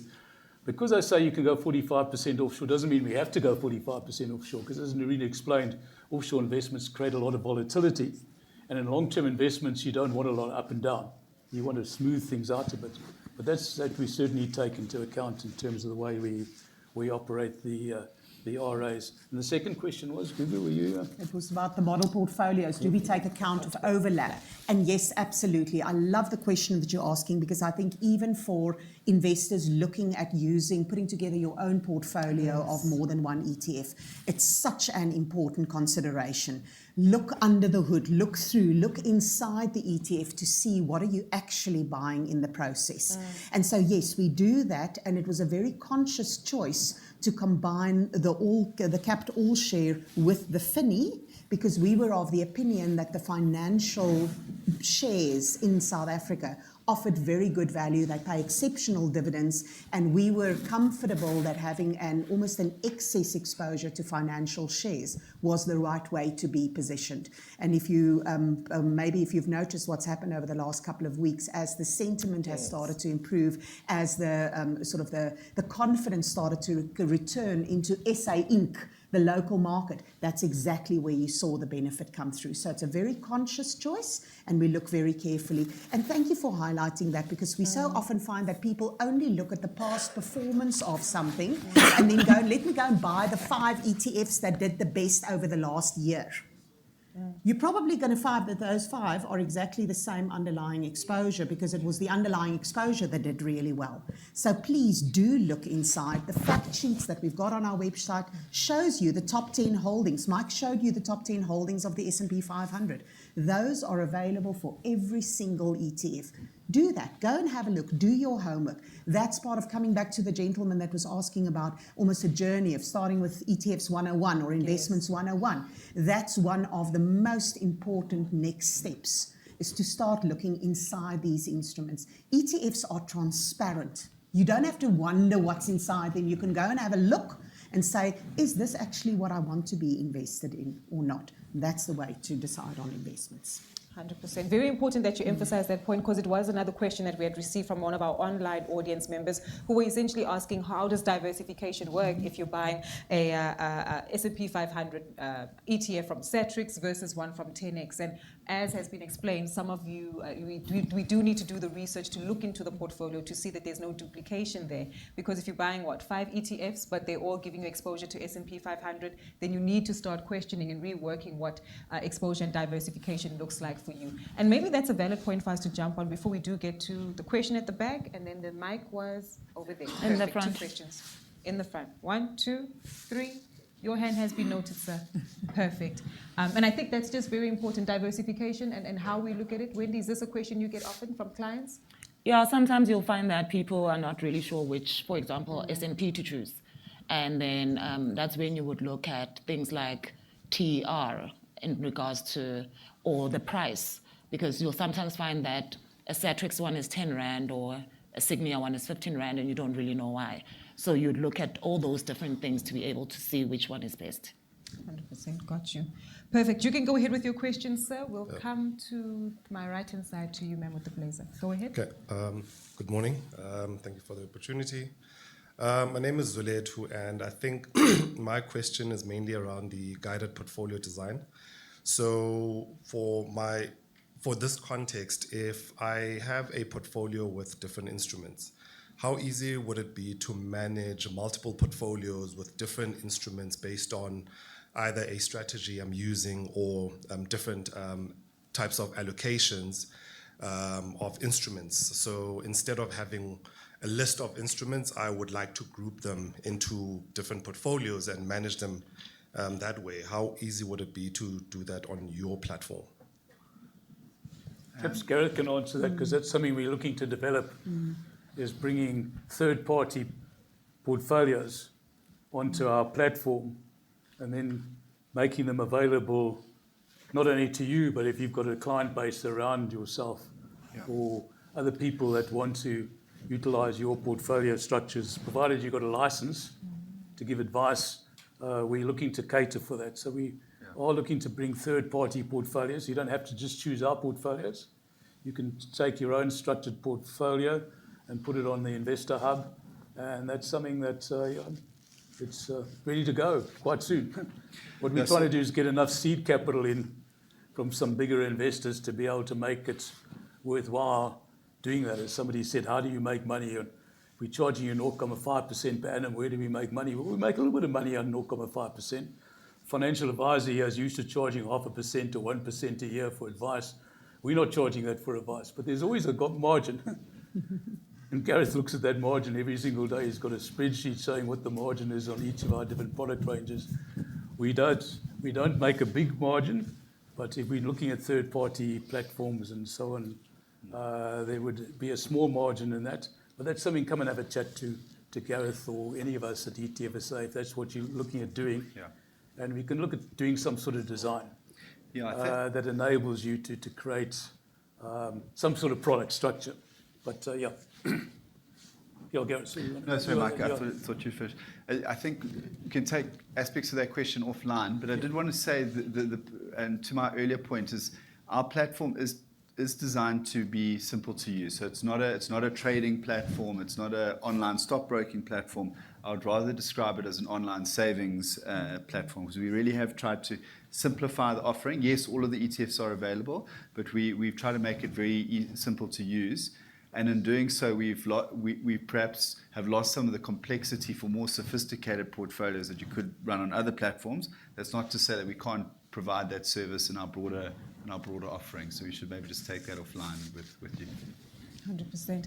Happy to take your question, sir. So we'll come to you. We'll come to the right-hand side, and Tuli, you had your hand up. Perfect. May I just say, while we're passing the mic around, my kids are 12 and 10, and I'm absolutely loving some of the parent-children combinations today. I think from a financial planning, financial education point of view, that's really great. So, nice to have some of the younger members in the audience too. I'm told there's some cool uncles and aunts as well in the audience as well, who have brought their nephews and nieces That's apart. uncles and aunts who are worried what the parents are doing and say, gosh, you've got to look after so-and-so. Exactly. We welcome the questions from the younger participants as well. Please go ahead, sir. Hi, my name is Mkhululi. 2 quick questions. From what I'm hearing from regulation portfolios, am I correct to say that the limits, right, are measured by the market value of the underlying asset classes rather than the allocation value. Okay, cool. On diversification, there's something that bugs me a lot. And when we talk about the NASDAQ 100 or the S&P 500, we normally speak about it as a USA. But when you actually look at the underlying companies in there, so from the rest of the world, there's hardly companies that actually grow to be one of the biggest in the world without being listed on the US stock market via ADRs and whatever the sort is. So is it still correct then to keep referring to buying an S&P 500 as US investment? No. As opposed to, like I still need emerging market for diversification. Because the last time I even looked at the NASDAQ 100, I think there are about 9 companies that are non-US companies. So I mean, do I still need to go out and look for other regions if for those companies to become part of the top 100, they need to then go into the US capital markets? Can't I just get that diversification there? Yeah, it's a great comment and a great question. You're absolutely right. The companies listed in New York, listed in the US, certainly represents global operational exposure. So a lot of these US companies or registered in the US have their operations in Asia, in China, elsewhere in the world. Does that make them a US company because that's where the shares are listed? Or does it make them a global company because of their operations? And I think you're right to argue that actually they are more global than they are US. The construct of the S&P 500 or similar sort of country indices focus on the domicile. Where is this company registered to operate? And one does want to have some additional diversification away from just what that American company is doing for you elsewhere in the world for various reasons. But the beauty of the ETFs is that it allows you to almost on a building block basis put together as much or as little from other areas in the world that you want to. Because there might be some people that would look at that and say, I'm happy with just my S&P 500. And someone else might come and say, but have you seen what's happened in India? And I haven't seen those India companies listed as part of the S&P 500. I want to have some India. Or I want to have some property exposure, listed property exposure, and that's not in my top 500 in the S&P 500. So that idea of looking inside it, familiarizing yourself with what is my underlying exposure, very important.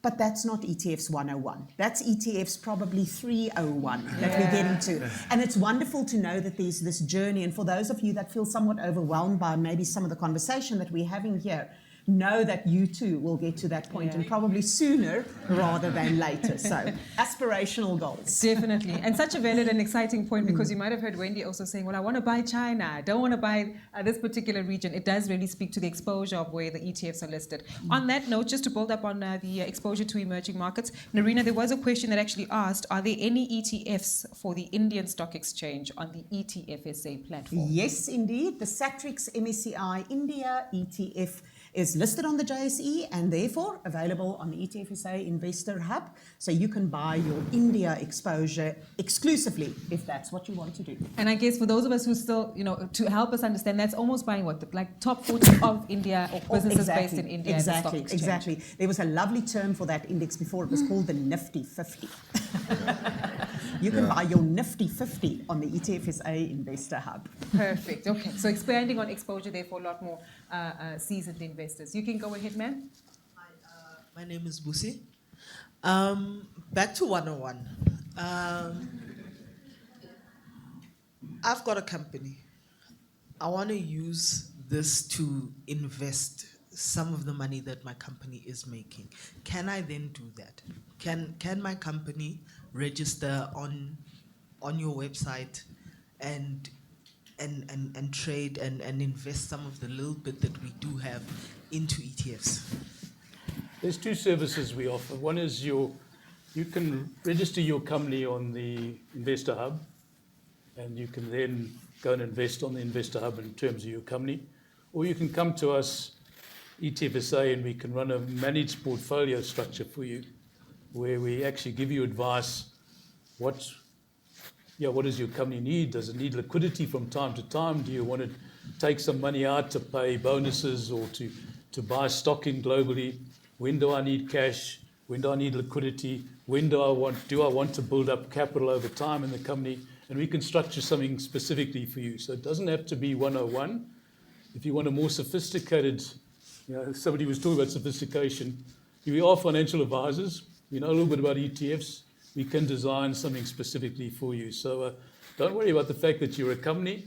As long as you're a registered company or you're a trust or you're a corporation in some form or another, or even an informal structured stokvel or investor club, as long as we can get the right sort of paperwork, you can open up an investment. And I think a lot of companies sit with unused cash that's not earning significant amounts of interest, and you can actually design a portfolio at very low risk if necessary, or at slightly higher risk to build up something over time to try and generate capital within the company.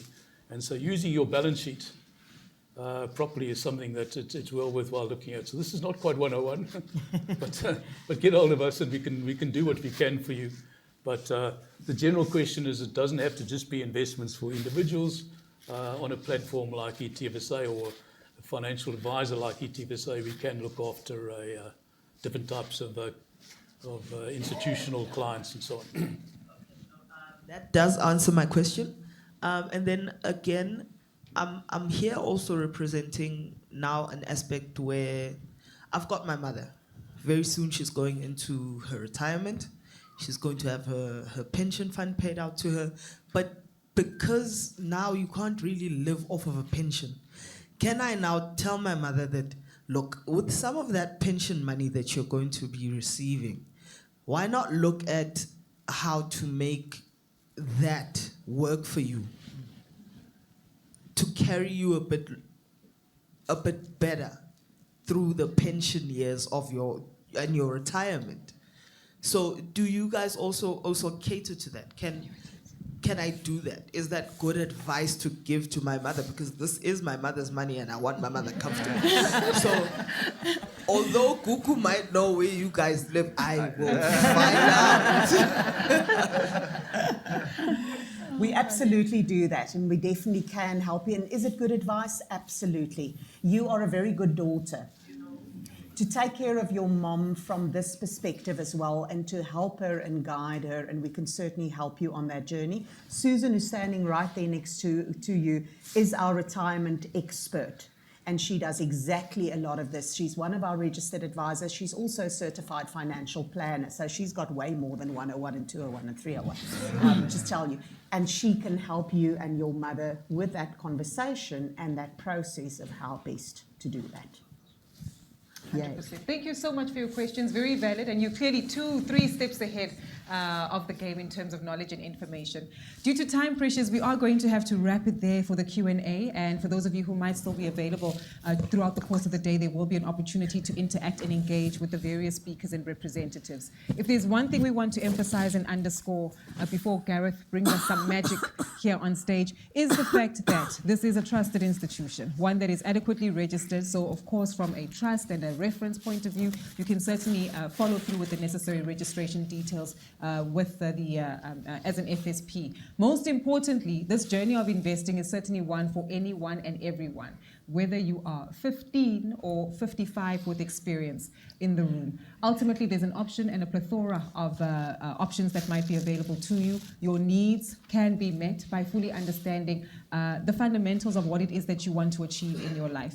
And whether you know that independently and are happy to follow through with your own independent research and make the necessary allocations, or literally have a one-on-one conversation with a good friend named Wendy, you will certainly be able to receive the necessary guidance that you require. In terms of the ongoing technicalities and opportunities that exist, the research and information is available on the platform. A few of you also asking questions online as to how to take advantage of ETFs that offer you exposure to even more asset classes, whether it be government bonds, whether it be cash, whether it be other markets or countries and destinations. All of those options are quite literally there.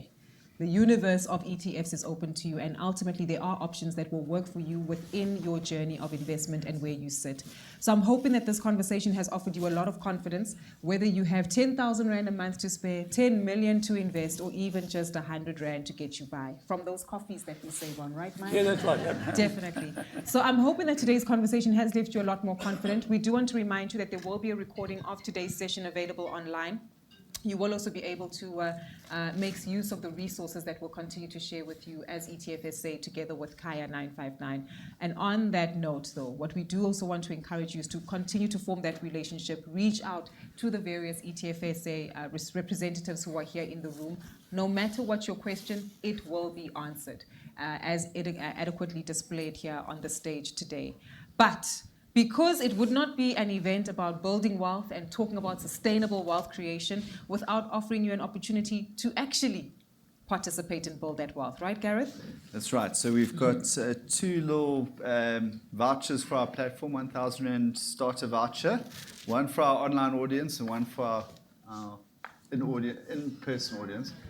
I want to throw in a few caveats and trick questions there. So I asked Wendy, what if I win the prize to this account, but I desperately need the money? Can I withdraw it? No. Okay. You can't withdraw it. 10 years.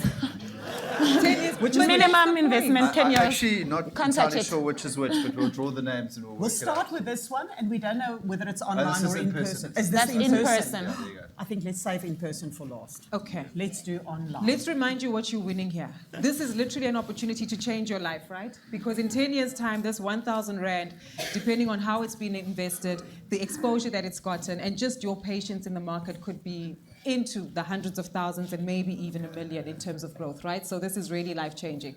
Okay. As long as you don't chop off the tree today. You can't have the 1,000 Rand. Are these numbers going to be audited by you, Narina? Absolutely. This result? Absolutely. Let's see. This is for someone who's joined us online. Are we able to verify that they are online? Nolutando Galimali.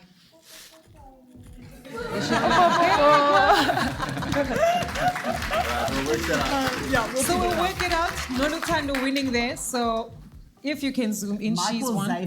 You'll safeguard this one. There we go. So what will happen is Cheryl will get hold of you and send you a certificate saying you've earned this. We'll open an account for you, and we'll then work with you to get your FICA documents to get an account open for you. So that's our online winner. Fantastic. And Gareth didn't read the memo, but for the people who stayed with us all day, and you all turned up here at 9 o'clock and you're still here, we're going to offer 2 prizes to the people who are in the audience. And so we'll trust Gugu to draw out from this other little hat another name. Let's see. Pick you. Let's see. Jackie Kutsia? Maybe that's online. You sure that this is... There's a little picture here saying Jackie Kutsia? in person. Oh, she changed to online. Oh, so what does that mean?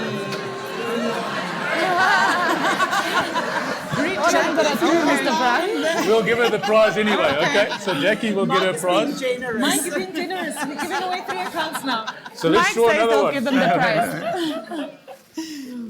Let's see. Oh, Tulubone Mhlanga. Yes. Well, okay.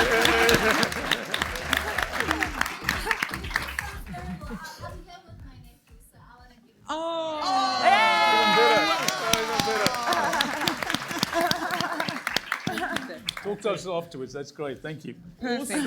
Okay. Nephew's 10 got a years, bank nephew. account. 10 years. 10 years, nephew. ID, proof of residence, proof of tax, bank account, 10 years. Right, and this is the final now, okay? This is the final. Okay. If you're here. Silvano Bolini.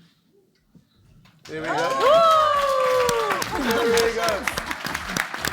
Thank you. There we go. And I think he was the very first person here this morning. Actually, So you're talk right. about first in, Lost out. That's the one. That's right. That's how you want to treat your investments. First Definitely. in, So we're not going last anywhere, out. so people want to linger. Perfect.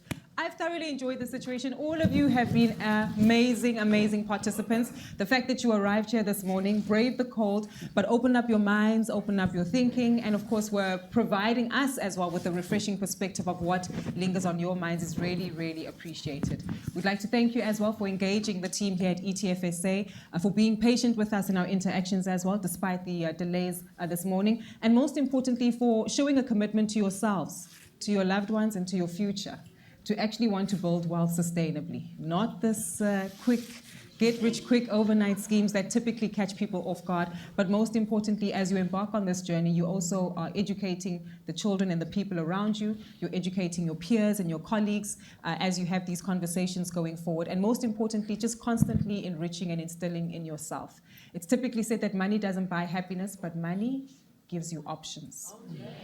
And ultimately, that's what we hope that you have when it comes to the growth that you witness from these investments. So thank you so much for joining us. For those of you who were listening on the radio and made your way here, we appreciate you. We see you. We will give you a po on Monday to celebrate you.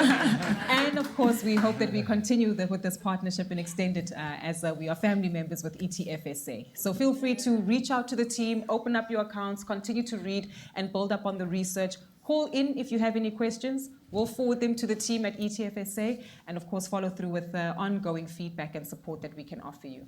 On that note, we wish you a profitable Saturday. Thank you so much for joining us. Should you stay behind, the team is available to interact with you. But thank you so much, ladies and gentlemen. Right, final thanks to Kaya, 959, the best radio station in the world. Great partner.